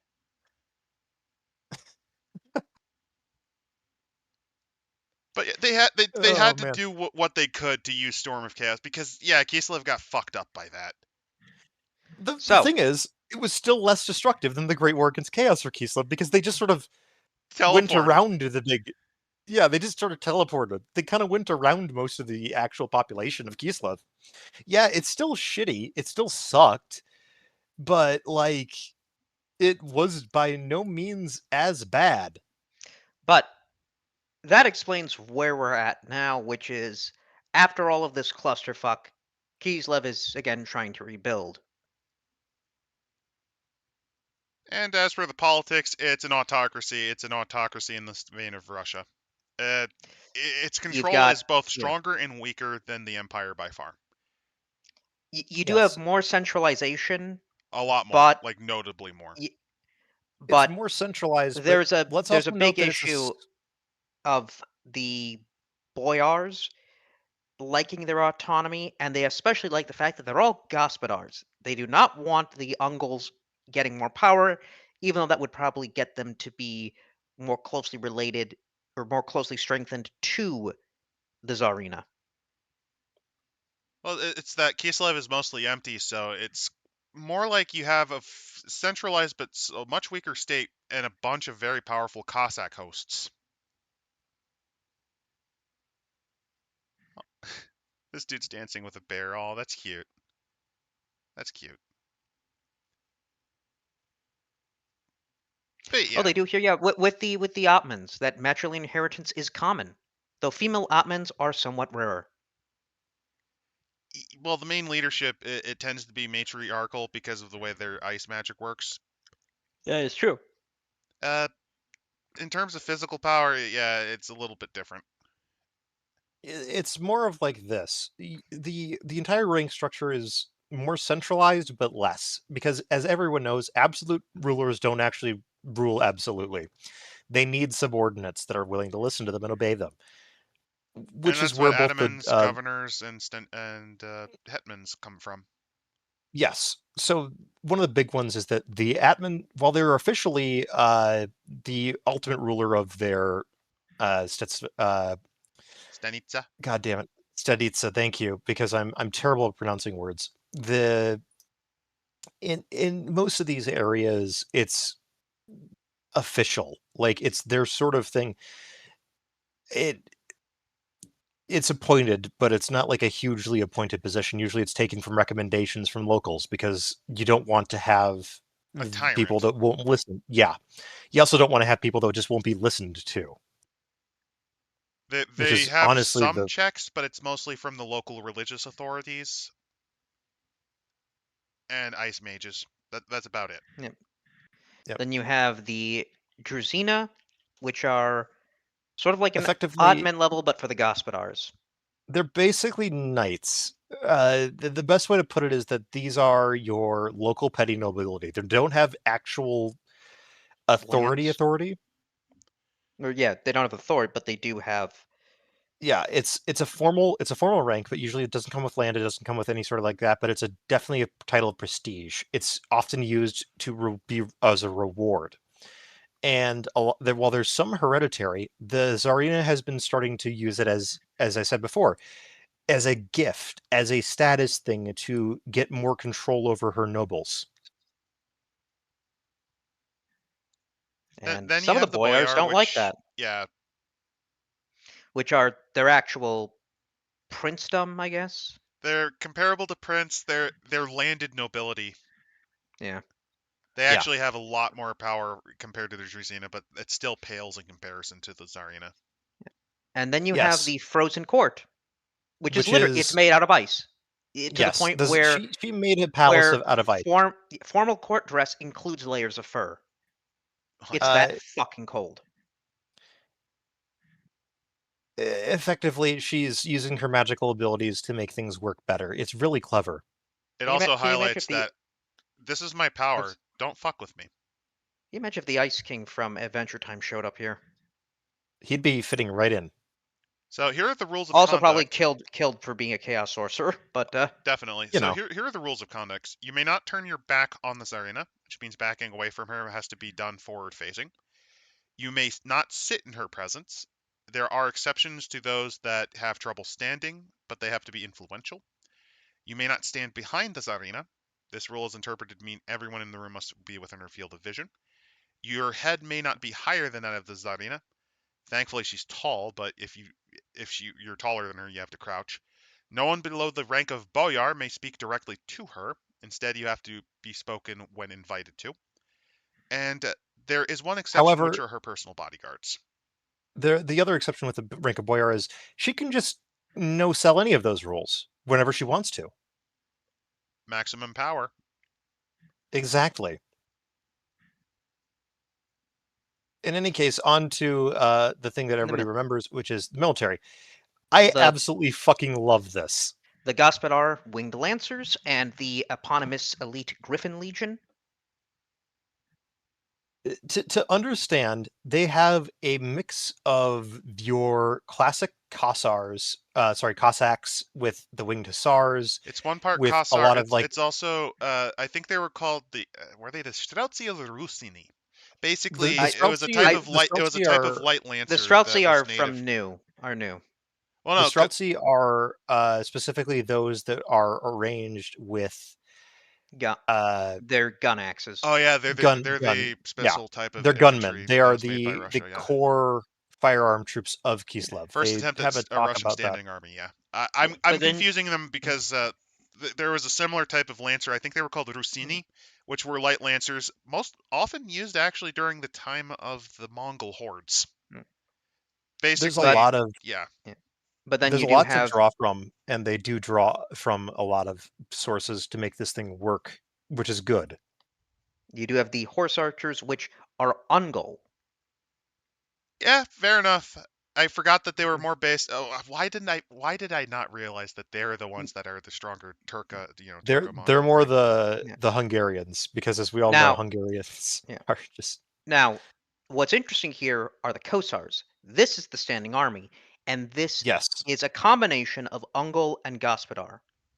You especially do have to renounce ties, and this also is a means for criminals to get away with their crimes. It's Basically, not necessarily uncommon. forgiven. After all, the British Empire and even England often would allow criminals to serve along their ranks as This armsmen. It, is it, it this is was also an very common axe. They in fight the with axe and bow.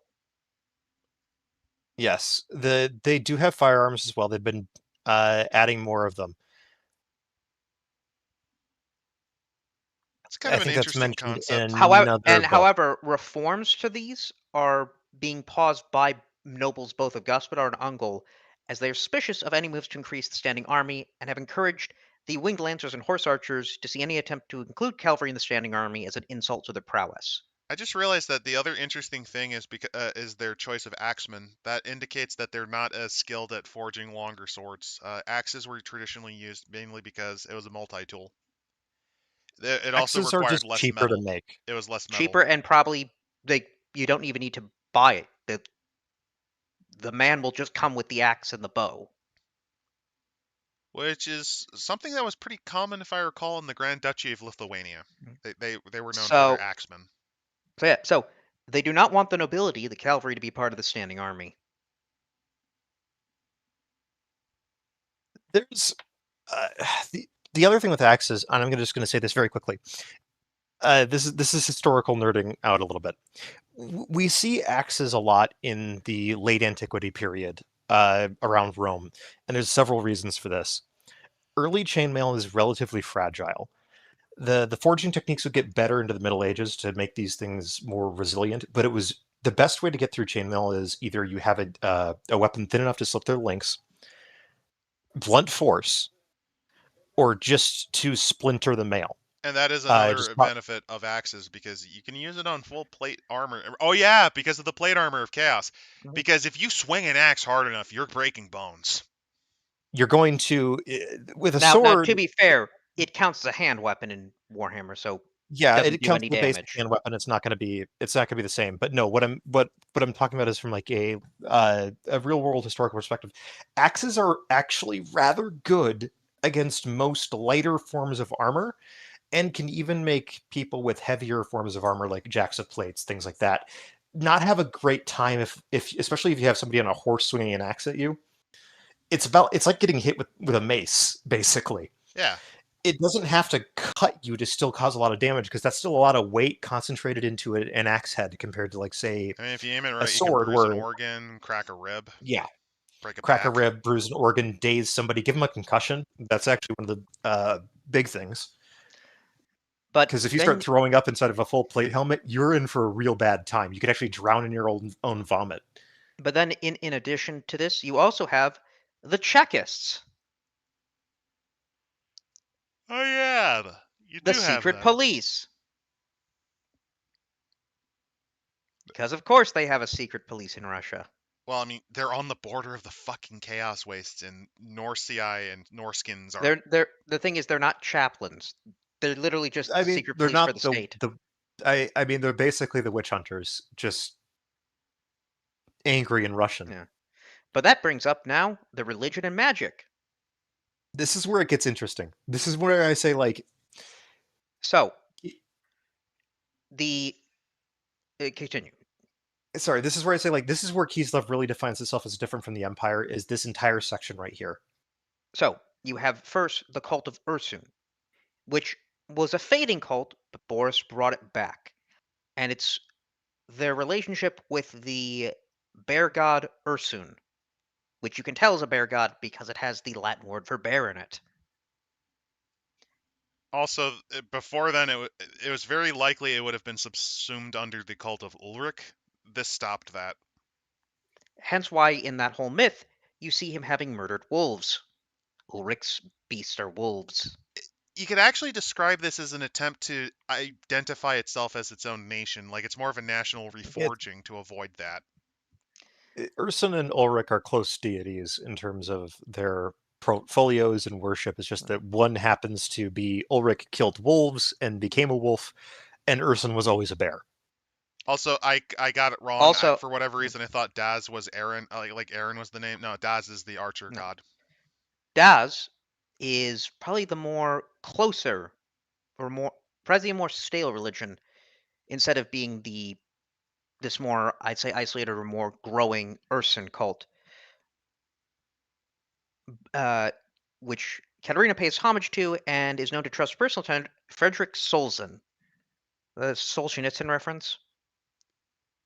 The holy fires actually remind me, and this is one of the things that I was thinking of because the fire aspect is actually similar to old Iranian religions before Zoroastrianism was formulated. The Sarmatians, the Saka, and a lot of the Iranic tribes would actually have something equivalent to a fire temple where they would basically devote it to the sun or to domestic fire.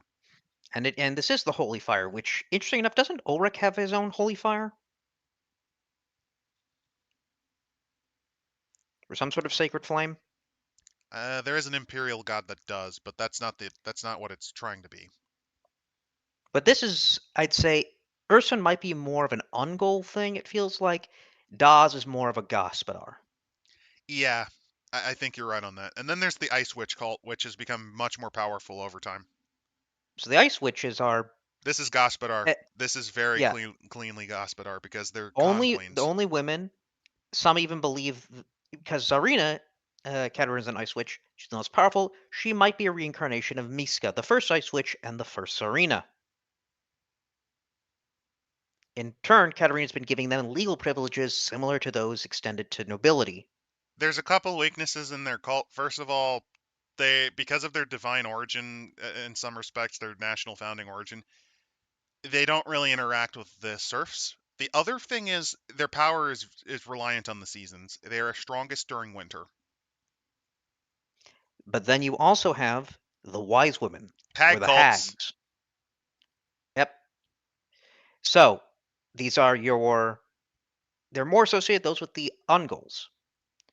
But they seem to be more indifferent to the Ice Queen's authority, and the Hags are your local shamans, witching women, wise women, etc.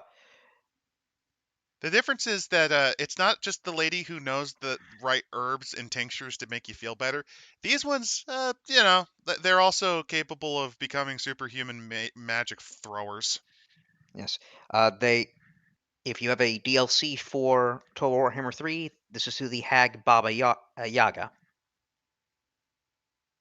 Oh, please tell me they made sure that her house is like a hopping chicken-legged shack.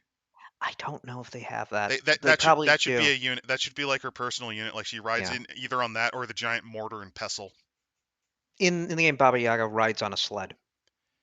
Oh, that's much lamer than the actual legend, where she rides in on a giant mortar and pestle that she But uses the pestle as I've a actually rowing I object. only recently started a campaign with that. It might be different.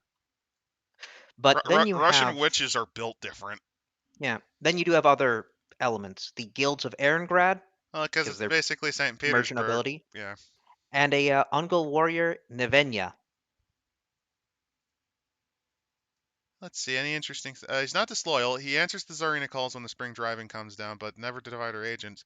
He does not see all of his authority springing from her, though. Yep. So Then we do basically, have he's the doing his own thing. He may or may not rebel. so. But then we have, if you're obviously going to be in Kislev, how do they handle the law?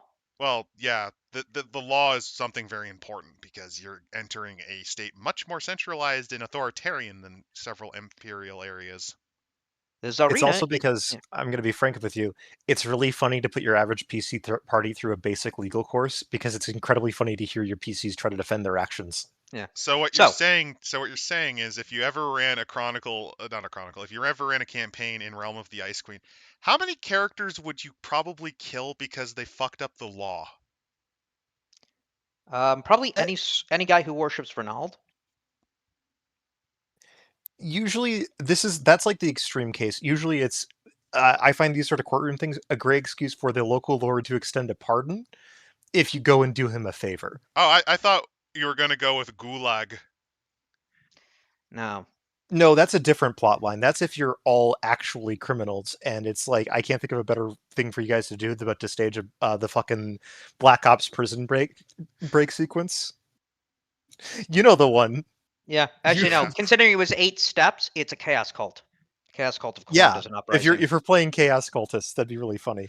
So, Tsarina is the sole source of law and justice. Anyone attempting to make or enforce laws is a criminal act unless they have been authorized by the Tsarina or her representatives. So here's the other fucked up thing. Trying to enforce the laws, if you're not officially part of the government structure, will get your ass punished. So you going out there and slaughtering those bandits, well, the Chekists are going to make sure that you're rightfully punished for that because you were not legally authorized to kill them. One of their punishments. And more, were you working for someone as a legal actor? If you need to have like the local village headman basically give you the nod, okay. Adaman or Burjmeister. If one of them give you the nod, it's fine. I think also if a member of another ice switch or like even a hag, you might be able to get away with it because of the. Thankfully, all existing if it's judges, religious, you probably could. Thankfully, all existing judges, magistrates, and city watches are her agents. Exactly. So this basically means that as long as the local watch sergeant has told you it's okay to beat up that guy, it's okay to beat up that guy. If not, don't stress about you might be forced to freeze yourself to death.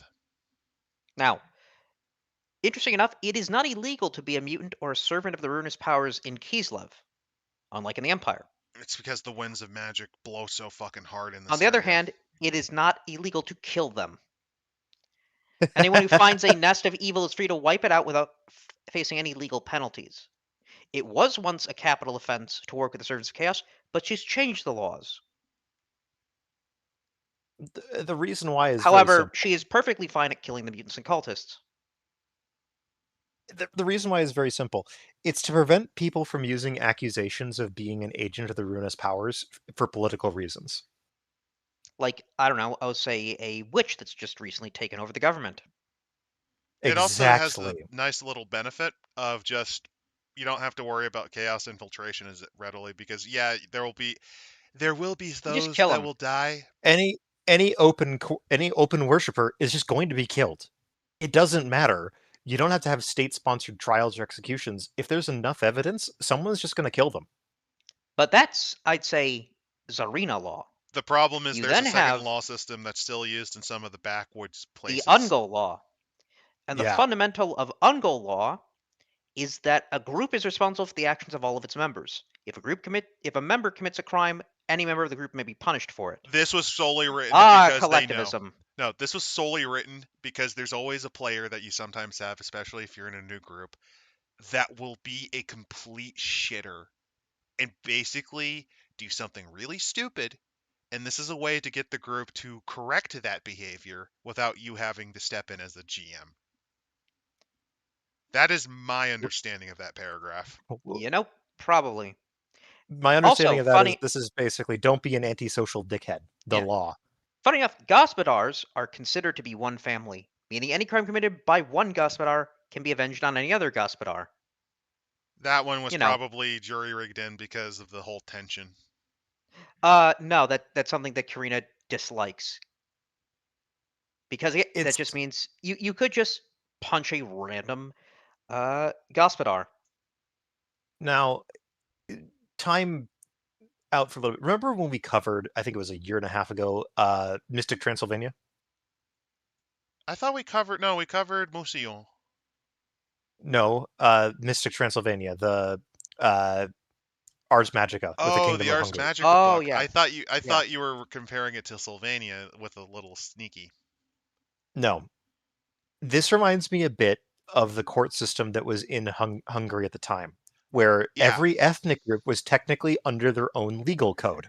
Oh, Yes, which is why mages were considered an ethnic group in Hungary, so they had their own laws. It, great book. I highly recommend it. It's really good. Yeah, The and our stream's not too shabby either, so feel free to look at this Yeah, after this one. so, yes, but yeah, that's sort of what this reminds me of. but then we have, in the case of formal requirements, when there is between, I guess, uncles, you do have the law courts, which consist of a judge who then makes a decision after asking for evidence and questions and no appeal. It's all common law based, by the way. It's not written down. It's all oral and Yeah, it's very, memorized. So very have common. fun. Some of them could Their be punishment, elected, by the some of them way, could be appointed. Weregild. They don't. It's not fines. It's usually via Weregild. And punishments could be things like being tied to a post, having arrows shot at you, having a metal glove superheated and forced into your hand, which is left closed for a number of heartbeats, then removed. You take 1d10 damage plus 1 damage per heartbeat. I kind of like that. It reminds me of some of the, if you've ever read old story tales, like particularly the Cinderella ones where the stepsisters are punished by dancing on hot coals. Kind of reminds me of Let's that. see. Same thing can happen, but using a helmet. Oh yeah. And if the judge is feeling merciful, riveted to the base of the skull with a long spike. Horse running. This is incredibly common. Basically, Yeah, anywhere where there's not a lot of trees, this is the tied and quartered. general. No, Oh, it's you're tied to a rope. The horse, you either by the neck if you're really fucked. If you're really fucking unlucky. Uh, well, you're tied around the waist. You have to run Like you're alongside tied. the horse. And basically, you have to try to keep the pace, and you have to hope the horse is merciful, because otherwise you're going to get dragged to your death. The main bit about that is that historically speaking, they just drag you to your death. In this This case, is how you would execute someone. it's mercy in the sense that they're leaving it up to the gods. If the horse is yeah, kind, you could survive. This is basically for something that you could die on. Like, it's serious, but not serious enough to guarantee a death. The as length of the well horse as is run because you can have a rider. It just depends. as well as the Spirit's Mercy, in which you are driven out of the Oblast, branded with a face mark to deny hospitality, and yet just sent out to die. Also, there's the arrows, which basically, it could be a death sentence or it can be a slap on the wrist. It's essentially a false execution. Gospodar law, though, being influenced by the Empire, I'd say is probably more formal. You do have allowing of Vendetta feuds feuds. as a legal Literal mechanism. blood wars. The Tsarina would love to abolish it, but nobles like it. The courts are Much more semi-professional, organized. professional It's written down. appointees. You actually have Yep. barristers. You have lawyers. God forbid. Oh god. Obviously, chaos-influenced followers. Kislevite lawyers. That's like one of the worst things you could probably ever say. And some people think this even the small amount of interference introduces too much delay and pointless quibbling, and influential groups of nobles are campaigning for the study of law to be made illegal outside designated schools for training judges.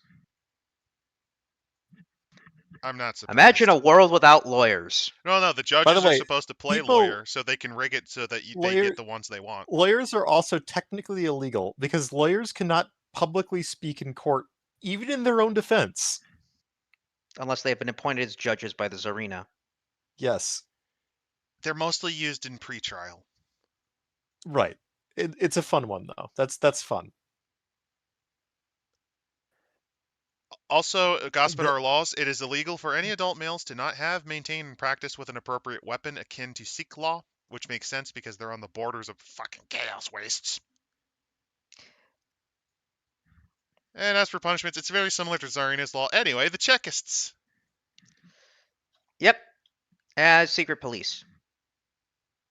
Basically, It's the secret police. It's the And they fucking witch carry hunters. an elaborate minted medallion identifying their position and show they wear black, they have no formal uniform, and they most likely have a entourage of a bunch of eccentric personalities.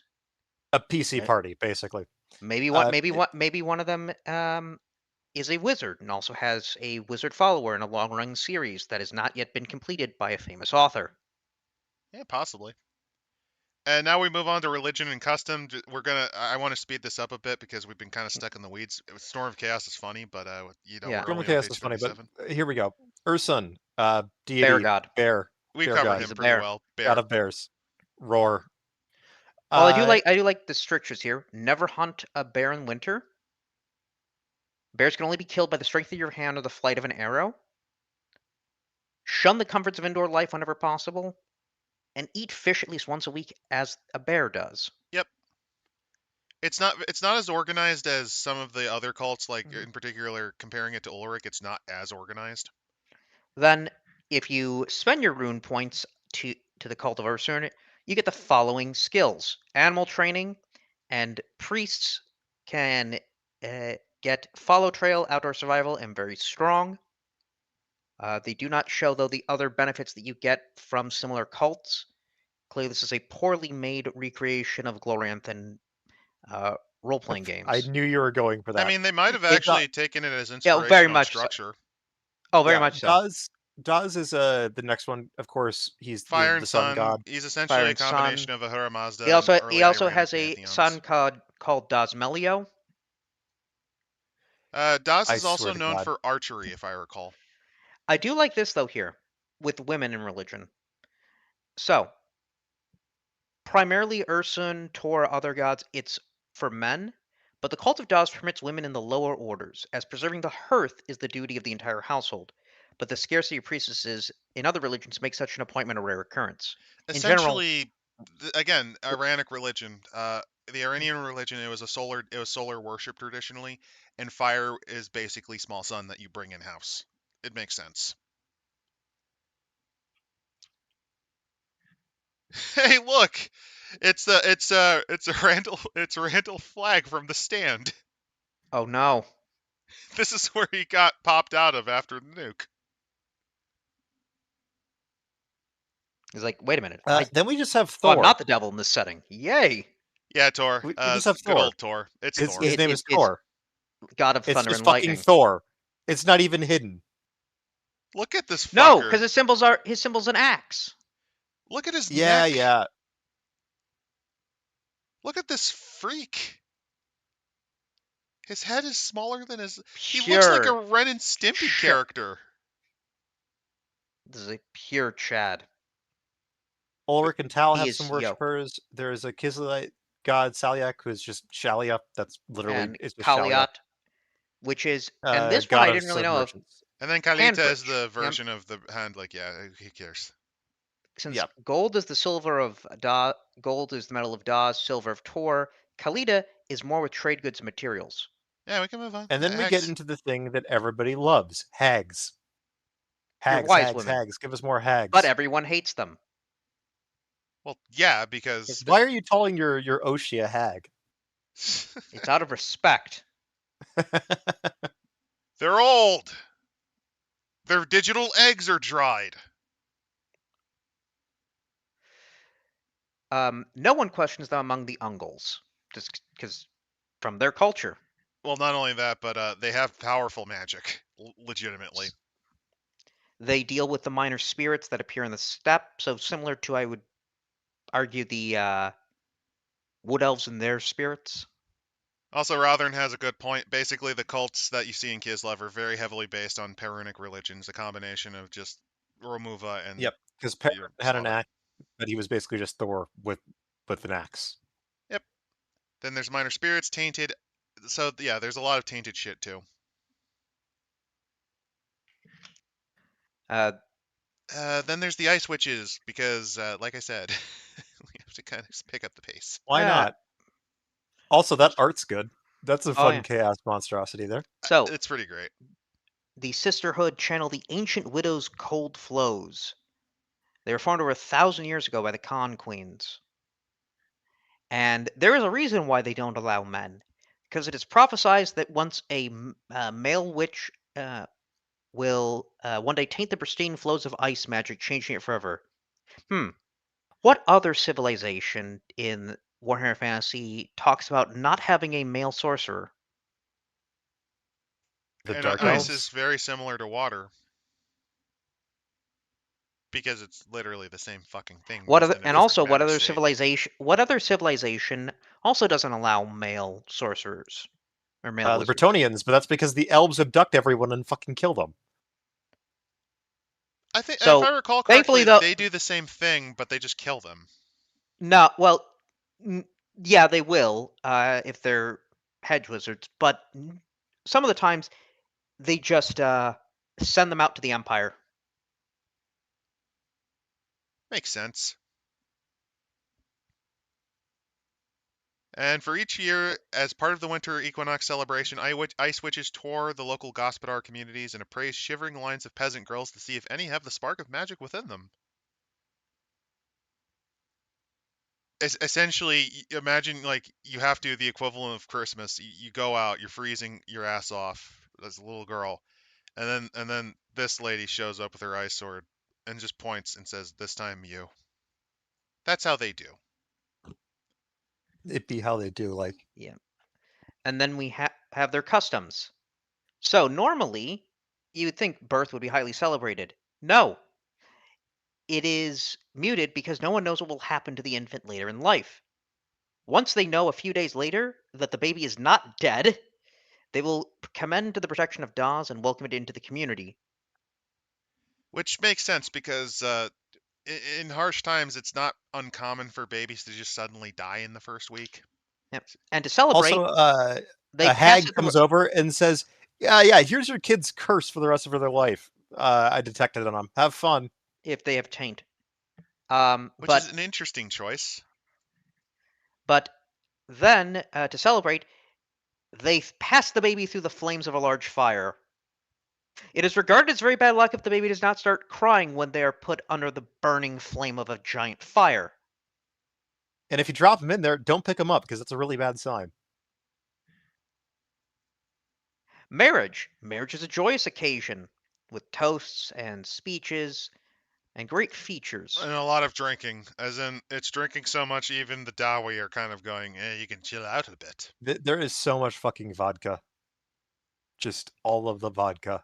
Oh, by the way, it's bad luck if the marriage runs out of food. Like if the reception runs out of food, you're fucked. And if you run out of kvass, you're fucked. And then there is the funerals, By the in way, which sorry, before we move on, because this is fun. So, traditionally, the last man standing at the feast before the wedding gets to marry the bride. These days, the intended groom is drinking watered wine out of a thimble, from the bride's thimble, while everybody else drinks out of beakers. The wedding ceremony is quite simple, followed by another feast at which the groom can safely drink himself to insensibility. Also, they have the Matryoshka dolls, which in this case are designed to hold ill spirits. By the way, funerals. They often hold funerals for living people. well, no, it's for people that are not dead but might as well be. So married women and people during the military. Well, yeah. As a pyre is built, the relatives then begin to mourn his death as the dead person casts a symbolic childhood possession into the flames. After the morning dirges have been sung, everyone gathers in a circle to tell stories of the dead person's devotion to duty. The dead person stays outside the circle, and Oh, I love this part where if they die before this, they just dress them up and just put them on a seat. Like, here it is. There's the dead guy literally standing back as they were talking. and if there's no body, there can be no funeral, so the person in question is not regarded as formally dead. It's not a problem, though, because the transition to adulthood is in most cases marked by a funeral. So imagine you hit your age of majority, and you just sit there as they talk about how you're already dead. Omae wa no shinderu. What? Then you have grabs your childhood doll and throws it into the fire. You just stare as it fucking incinerates. You're the one who throws it. No, it's just some random person, some random schmuck that literally moved in last year. Lose. Now, they also have spirits. Local spirits. Most likely, probably things maybe caused by the location towards the Chaos Wastes. But you've got the... Somewhat. Spirits are a thing that exists throughout the Yeah, Warhammer setting of Fallius. It's you, thick wherever you go. It just yeah. depends on if it's malicious or chaos tainted or not.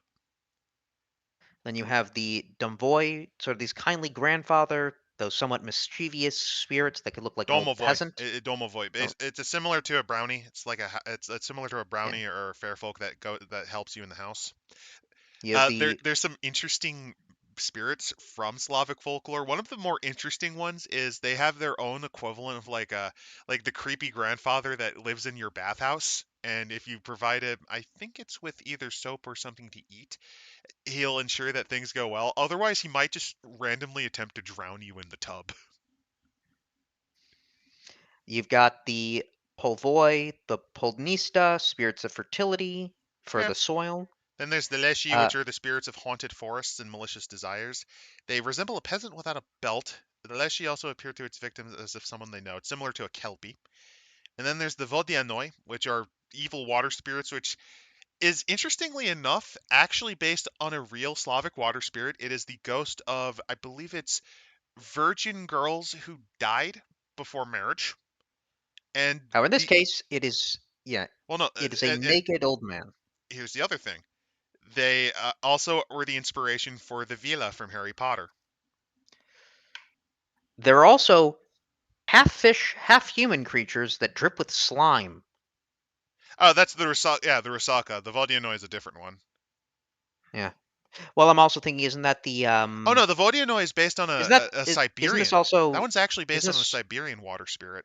I was also saying that these tales might also be of the Famir. Possibly, but I am pointing out like these are actually either Russian or Siberian people's ghosts. Like the Vodianoi, I think is specifically based on a Siberian water spirit. Then we have the Regine Poitzan, some Yeah, evil winged spirit. It's a chaos dragon. probably.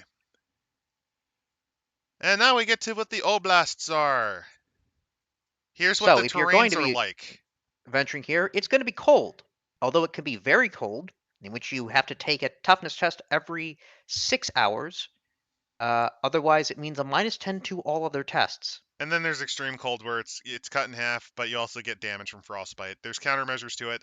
This is what the oblasts look like. This looks so pleasant, doesn't it? There's also Wonderful blizzards, place. which you're fucked. You get lost. You can go crazy just because. Let's be blunt.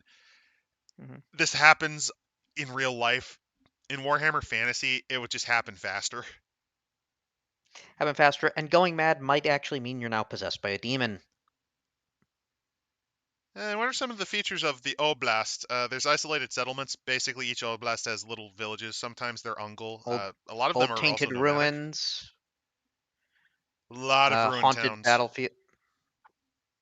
But then, if you go to the southern oblasts, well, It's much different. By the way, for yeah, those curious, they give examples. We're just kind of trying to speed run because we've been doing this for 2 hours so far. So and they actually they give us a finally good have a map. map. There we go. It's It's a little sideways. bit on the side, but you can at least tell Kislev as itself borders the actual city borders the empire very closely, and also to demonstrate how forested the actual empire is compared to Kislev. Like yeah, Kislev does have forests. It's not as thick as nowhere But near it as thick. is, Particularly, it's mostly in the east. yeah, There's troll country right here, and which this is then the right borders up Gorobotny, to which is Norska. part of the world's edge. Southern Kislevites are more civilized, entirely Gospodar, or almost entirely. Well, yeah, they kicked out the Ungles. The Eastern Oblast, true steppe land. These are where the Kazans may come from, raiding on behalf of their dark masters, while Greenskins also raid Yeah, for their basically, own this is pleasure. the equivalent of the steppes of southern Russia.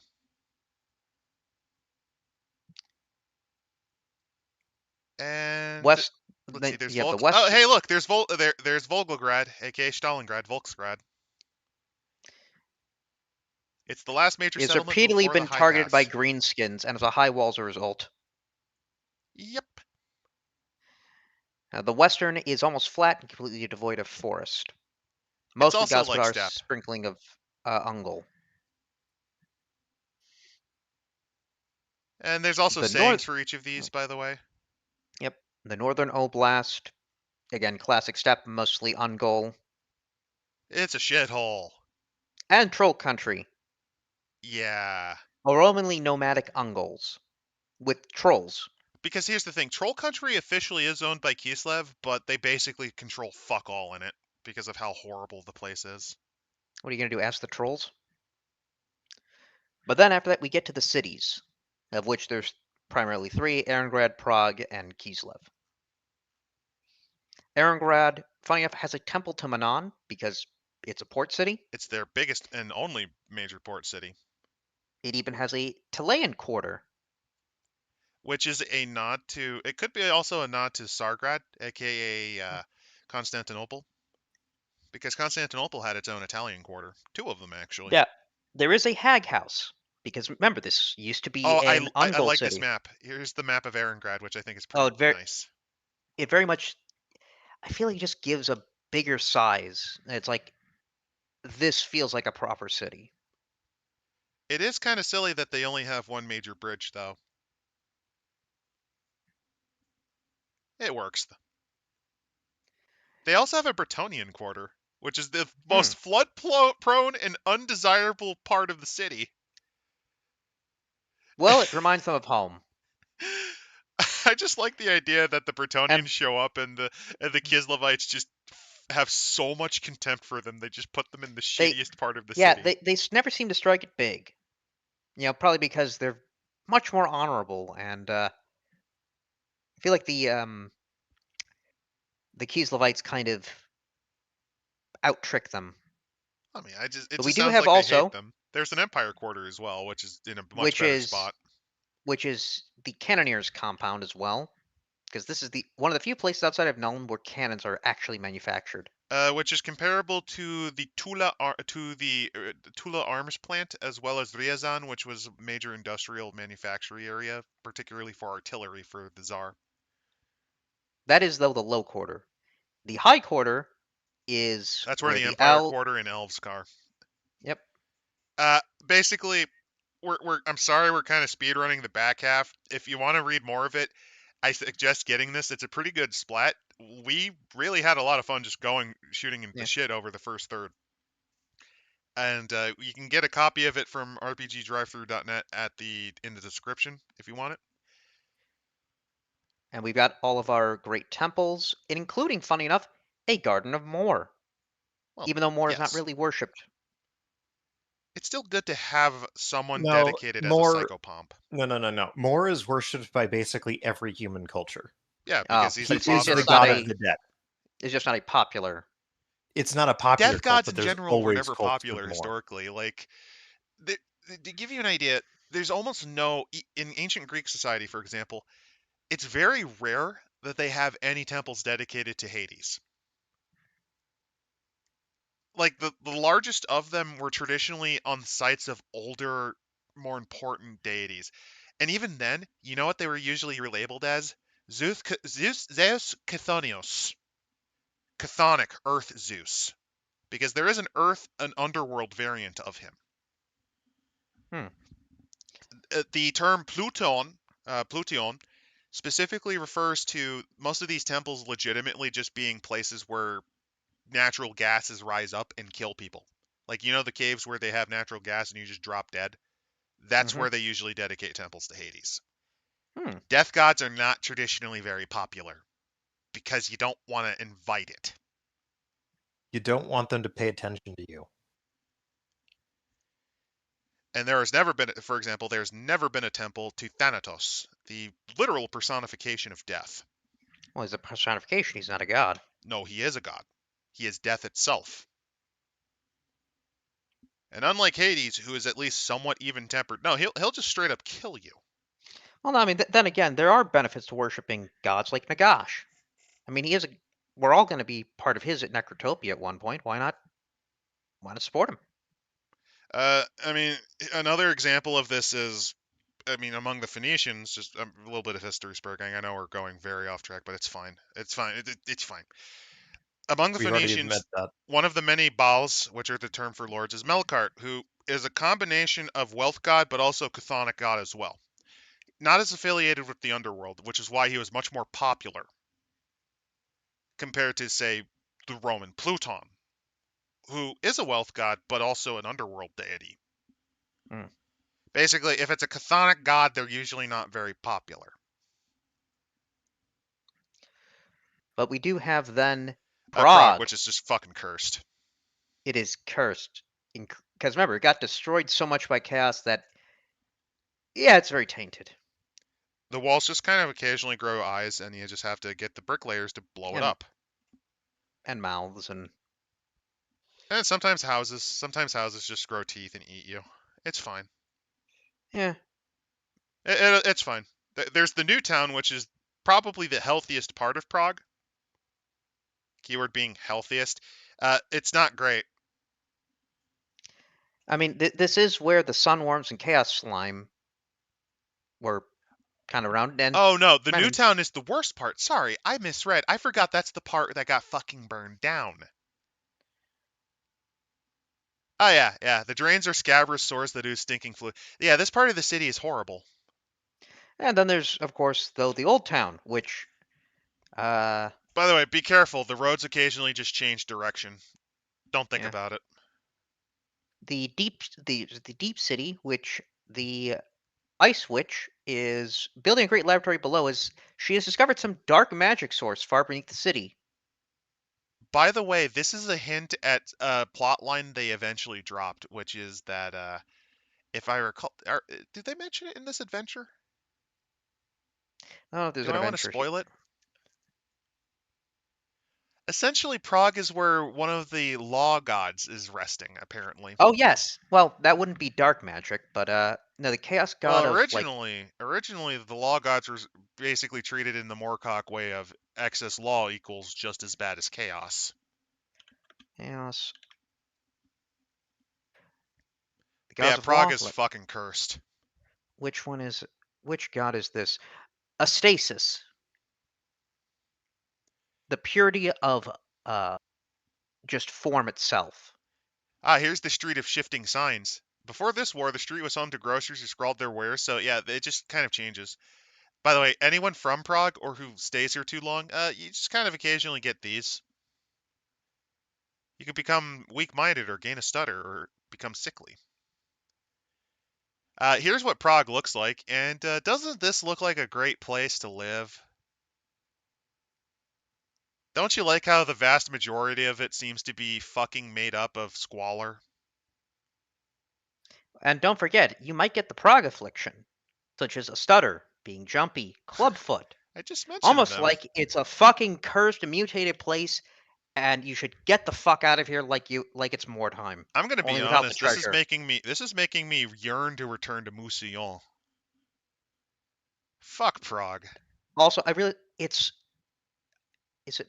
I thought it was a crater for. No, it's just giant walled city. Oh no. It could be a crater. It could be a chaos crater. We don't fucking know. There is an opera house though.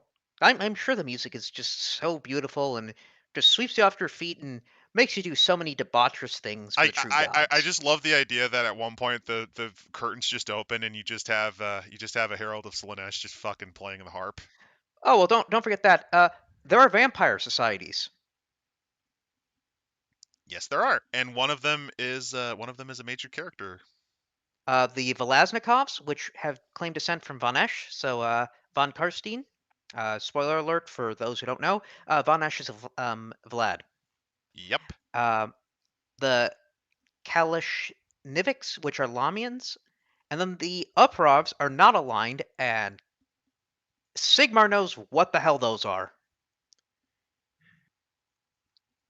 Let's see. There's also the old palace, which is essentially gigantic black here's ruin. the thing with the opera house. The great pipe organ plays even when the building is empty. as it's tainted with dark magic. Anyone who's spending a season as the Opera House organist gains 1 sanity point and feels driven to commit lustful and violent acts. Yeah, I wasn't joking. There's also the old palace, which is burned down, and people have to make the sign of the sun god to avoid horrible things.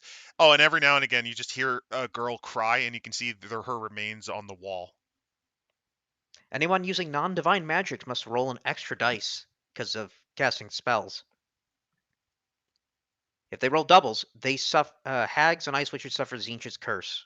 By the way, Girl in Glass, this is the plot line we were talking about. Yep, the goddess of purity. Her coffin buried under Prague, which I believe is from the adventure from first edition. It is. However, in some cases, they just have an unmarried young woman who is just visiting the city, just force them to lie hours half naked in a rusty glass box. And last but not least, the city of Kislev, which is the main capital. It started as a small trading colony. It's now the big city. And there's a lot of stuff for it. You've got a temple to Myrmidia. Which is one of the few temples to Myrmidia in Kislev, by the way. Makes sense. Gathering of warriors. You have the writer's room. Hey, they know how to write in this setting. Well, yeah, they do. Transcribing peasants' news and reading them any replies. There's the heckler's market, which is where you get the ability to get insulted at and thrown food. Hey, at least they have some freedom of speech here. There's the Shalian mission, and this is what Kislev looks like. You can definitely tell that it's a lot more. I wouldn't necessarily say yeah, kind of organized. This is essentially Moskva. Like very much centralized. I just realized that this navigable. has a completely different art style than the other two that we just looked at. Because the way the palace is designed.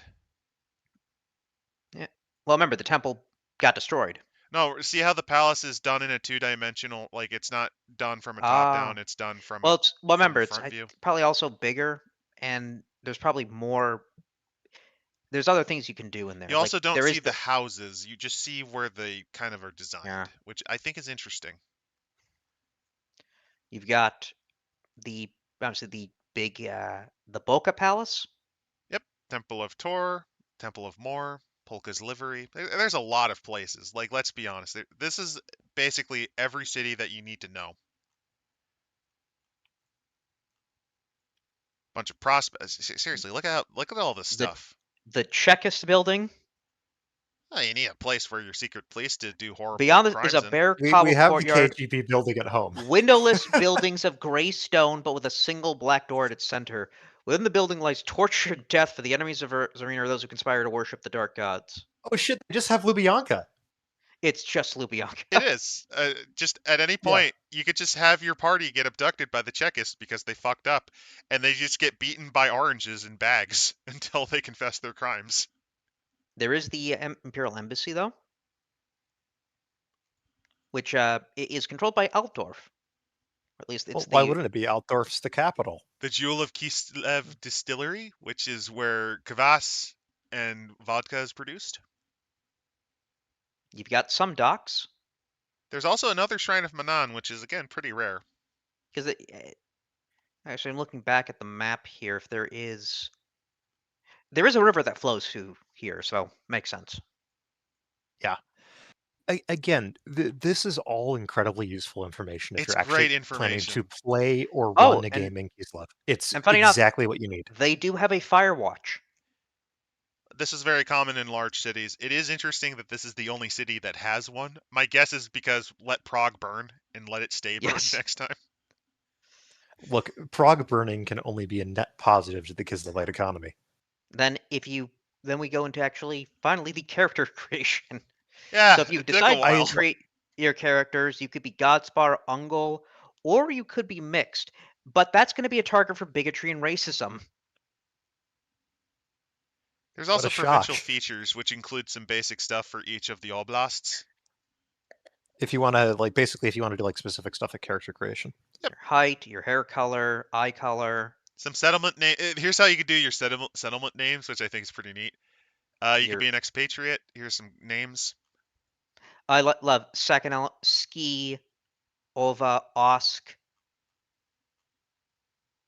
grod, itzy, Yeah, it's just really za, useful. It's all very useful stuff. This And- is exactly what you need in a book like this. And I think and the names, I think which actually this gives us okay. the. So I was saying, looking then at compare the Godspar to the Ungol names. Well, the Gospodar are very much clean Russian, while the Ungles are Russianized Turkish names. Hmm. Like you can just kind of tell. I wanted to get to the career though because there's new ones, Yeah. and this The is careers this is where are we're going really to good. round They've off. I got, think. as I mentioned, they do have the Streltsy as a career, which is the Kossars that are armed with firearms. There's also new equipment such as the Bardishi, which is a type of halberd that was very popular in this region. And to be clear, they make a point of if they can be for Gospodars, Ungols, or any Kislevite. Yep. There's different breeds of horses which have different stats. There's different. There's like this is just a lot of neat equipment that you just can look at. But here's the careers: the ambassador, the apprentice witch, the ataman, and the bear tamer. There's the bear tamer. Look There it at him. is. The bear is sacred in Kislev. It is featured in the myths and legends of both tribes. Therefore, boyars often recruit bear tamers to support their armed forces, keeping bears as inspiring mascots and sometimes for use in war. A very common pastime is to also pass bears cigarettes to eat. The main thing about this is that I want to note this is a don't career wait no that don't starts you out with a bear. yeah, and don't forget there was also that one famous bear that functioned as a cannoneer. I, I Yeah. Wojciech? I'm just now Yep. envisioning Gortrex and Felix teaming up with the bear tamer and Wojciech. Honestly, like that just sounds like a short Gotrek and I Felix story. literally want the bear is just like they're holding the ball in it's in his mouth. It's just depositing it as they're firing the cannon right at a chaos giant. Just The bear is able to chug an entire bottle of Bugman's and just is they're fine. they're they're using the bear to draw the artillery because horses can't carry it because it's too heavy. As for Distra- we've covered Adamans. They're normally Drazina, whose families ruled locally for a while. So here's the thing: Drazina technically do not have land, right? Right. Wrong. They don't have land, but they often run the villages or towns for generations. They don't have titles. They have titles, but not land. But they're the local, probably rich or noble family, but they don't do essentially, the they don't have governing. the land. They're not like boyars in this regard. They don't have inheritable land effectively. But essentially, they Then run the town politics. we do Right. have Oh, you can the play a Hag Mother. Chekist. Oh yeah, Yes, you can play a Chekist. It's like playing a witch hunter, except that you get to bring out your worst Russian accent. they are armed with bronze-tipped cudgels. Oh, I cannot wait to Yevgeny Max as a Chekist. Actually, why Max? Because let's not do Why No. bury a Max? Just fucking what's why his do name that when from you can do Nikolai Yezov Max, who is responsible for the worst parts of the Purge? By the way, here's some fun facts about Nikolai Yezhov. He was the second head of the NKVD after what's his face, the guy who Yeah, because he replaced- reported the Yeah. first one for being a traitor, made it all up. He was a complete. I mean, he was a complete and utter sociopath, drug addict. Well, not a drug addict, a hard drinker, like That's just being alcohol. Russian, though. No, like the only other guy I can think of that was even more of an alcoholic was Stalin's successor before he died of alcohol poisoning. And also a free love advocate, as in he just kind of slammed whoever the fuck he wanted. He was a complete degen. Yagoda was who he replaced. You could play either one of them, or alternatively, you could play what's the name of the guy who formed the original security forces? The crazy Polish man who was very angry Poland broke free. The Dzerzhinsky. the You can play the him. other one that I would have suggested is like just go and I was going to do like Metal Gear Solid characters, but okay. Oh, No, actually, you got it. no. A Chekist with the hidden light ability to channel lightning as Vulcan. Yeah. I realize this though. You I think- have Pistol Ocelot. Well, no, I think What they call him? Pistol bear? Just like spinning around a Yeah. flintlock pistol? so. I believe Kislev might be the only place in Warhammer where you can play a cowboy. Meet the drover. The tireless drovers overseeing these transfers of great herds of domesticated animals travel many miles with their herds. They're basically a type of nomadic horseman, actually. I'm sorry. Look at the image. That's a fucking cowboy. That is a Russian cowboy. With that top knot and fucking fur pelt, dude. It has the horse. It has the lasso. That's all you need. Yeah, lassos were also usually things for, like, most nomadic peoples would do that for animals that broke free. That's all. They travel long periods of time with cattle. So do most horse nomads. Yeah, this isn't that new. I do like how his dog looks kind of like Lassie, though. But then we have the final form of the Vtuber, the Hag Mother. Total VTube age death. You hit the I mean, wall. there is no. literally that 86-year-old Japanese VTuber. No, my Oshi. She's old. Not kidding. Not kidding. You go, Grandma. Just all I have to say on that one. Just You can play a horse archer, a horse coper? Horse coper, what? a horse Salesman. coper. Oh, a salesman. They're the used car salesman. Oh, that's fantastic. Very best horse flesh on the market, sire. The strongest bloodlines of the Ostermarker Welt, sir.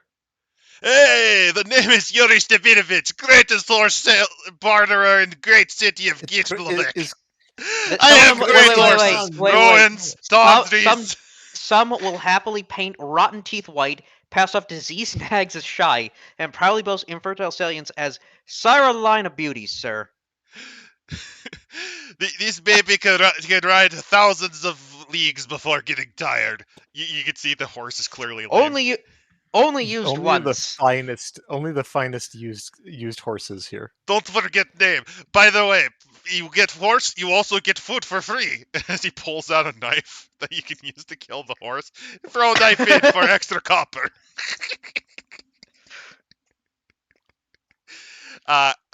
This would be the class I'd fucking start with in a Kislev campaign. I'm going to be honest. No, I got it.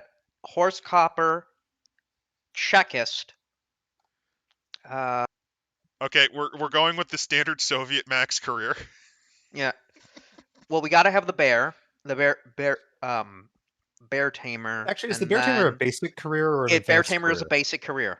Holy shit. And then I don't know. I would say a Streltsy, but I would also say like a steppe nomad, and they're going out into the northern parts to investigate somebody who is claiming actually is the reincarnation of Mista. By the way, Percival, my VTuber can't be this old. She's 21 now. That sounds like a manga title right there. Ice Maiden, you can play Ice Witch as well. This is basically your caster. You cast Ice Magic. Hey, Streltsy is basic. Yeah. They wield pole axes rather than axes, mirroring the halberds favored by the state regiments of Auslan, which, remember, borders Kislev. The Wide-Eyed Bowyers witnessed Imperial black powder for the first time, so they didn't know about guns until the Great War. Which I think is a bit interesting. Which I'm wondering if they're going to change that then for Old World. I have a feeling they will. I have a feeling they will. Might. And it at might least give them primitive hold on. handguns. Like, even if it's not modern, like, give them something like a really early handgun or an arquebus. Like, it's much shittier. What year was it? It was like 250 years before the end of the setting, so it was like 23 something. Oh yeah, it says 2345. Great War was from 2301 to 2304. They're gonna retcon. We're gonna have the Streltsy. They should. Yeah, they should. They might not.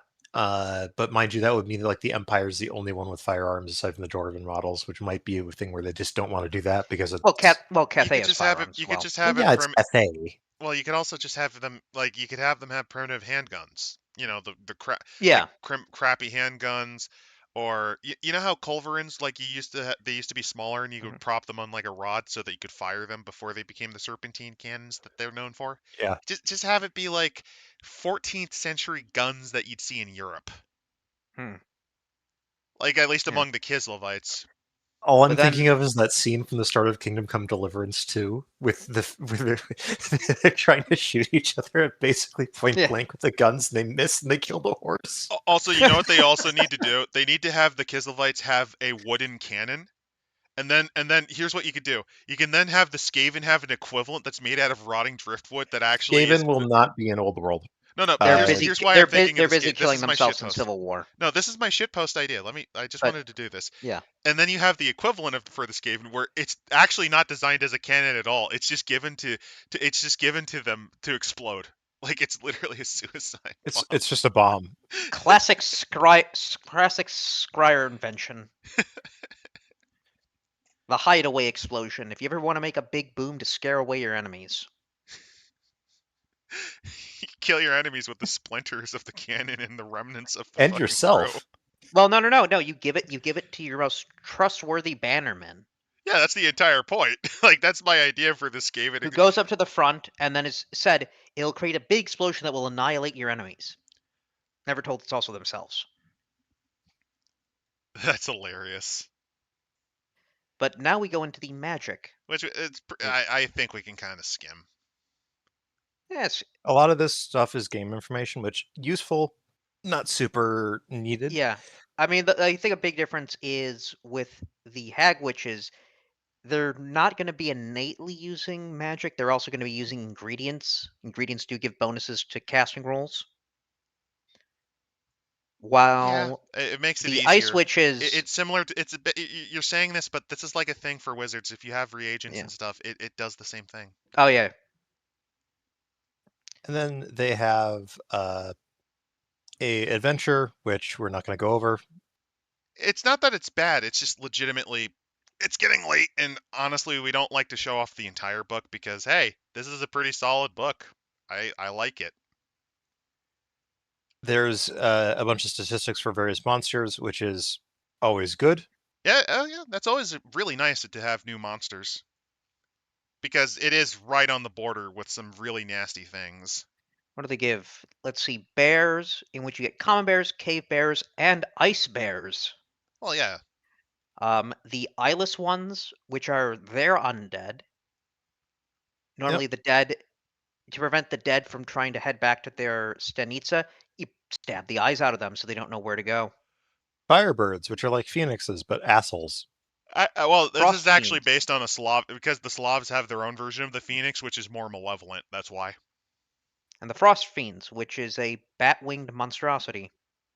Might be the thing that was taking people that we read a while back. Hmm. Yeah, a bunch of these probably are very much similar to, say, classic Eastern European folklore.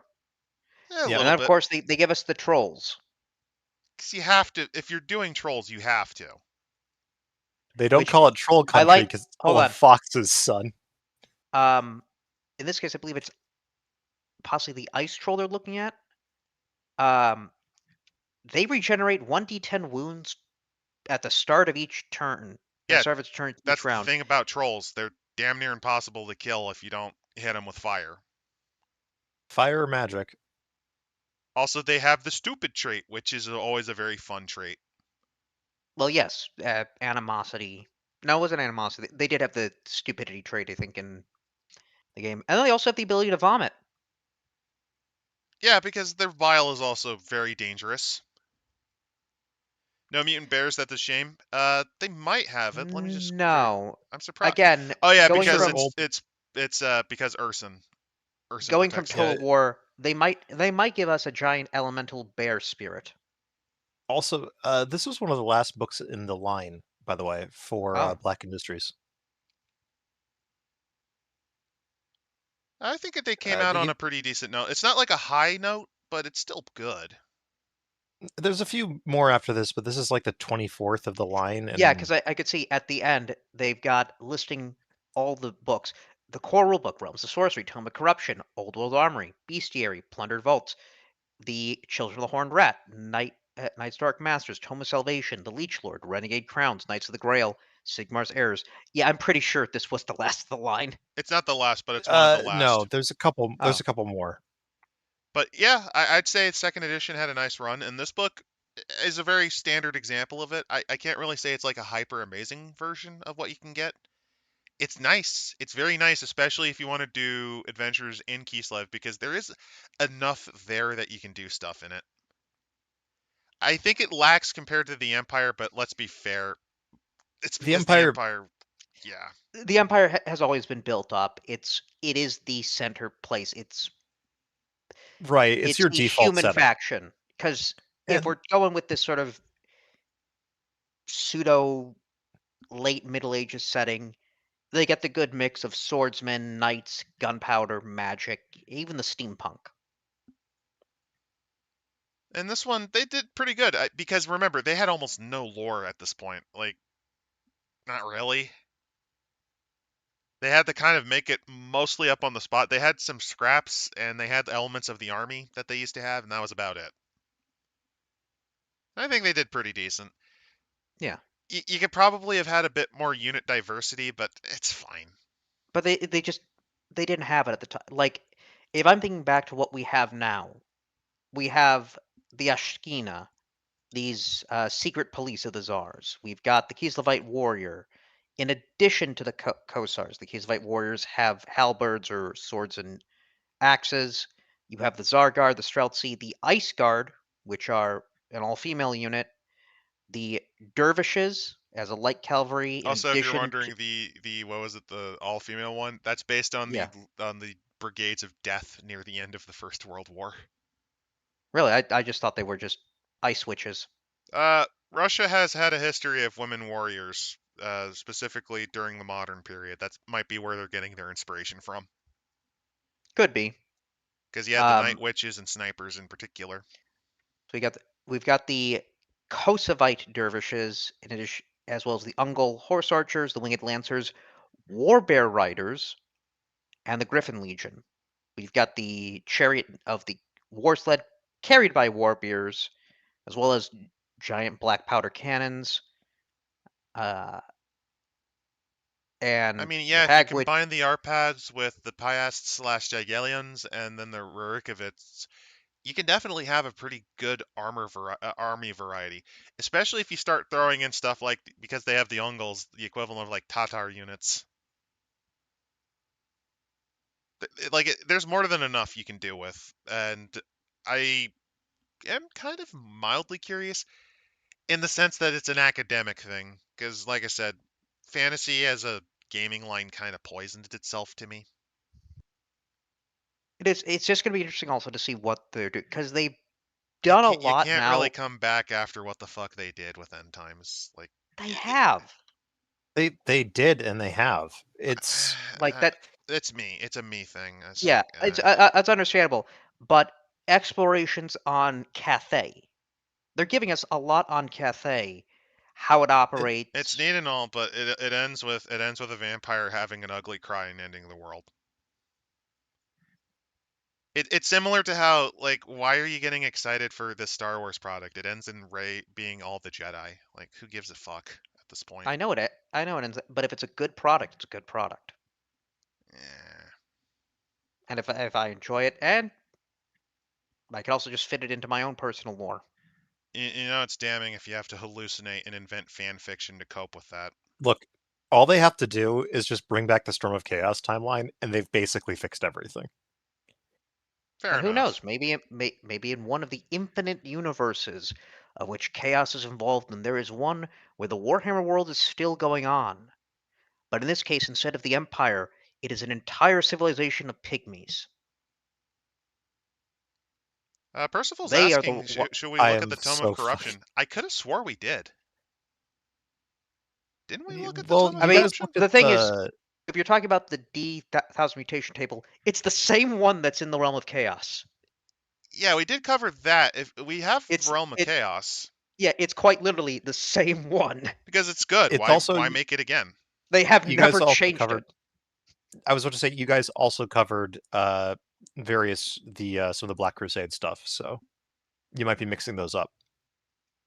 No, I think what's happening is I'm hallucinating because I'm remembering the Warhammer game where we used Tome of Corruption because we were an all chaos group. I played a Dowie Zar engineer. Many things were had with that guy.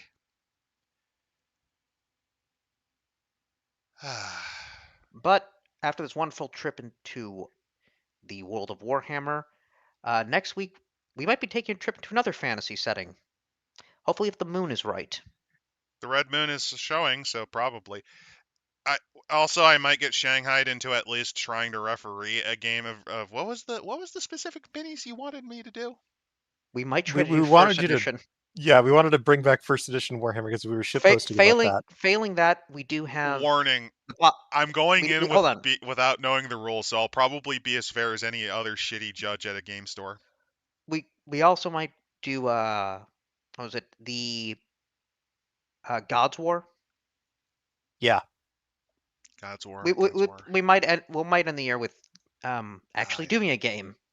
Yeah. Yeah, you get to see them play minis, and I get to just shit up the board. That's my purpose when they do that.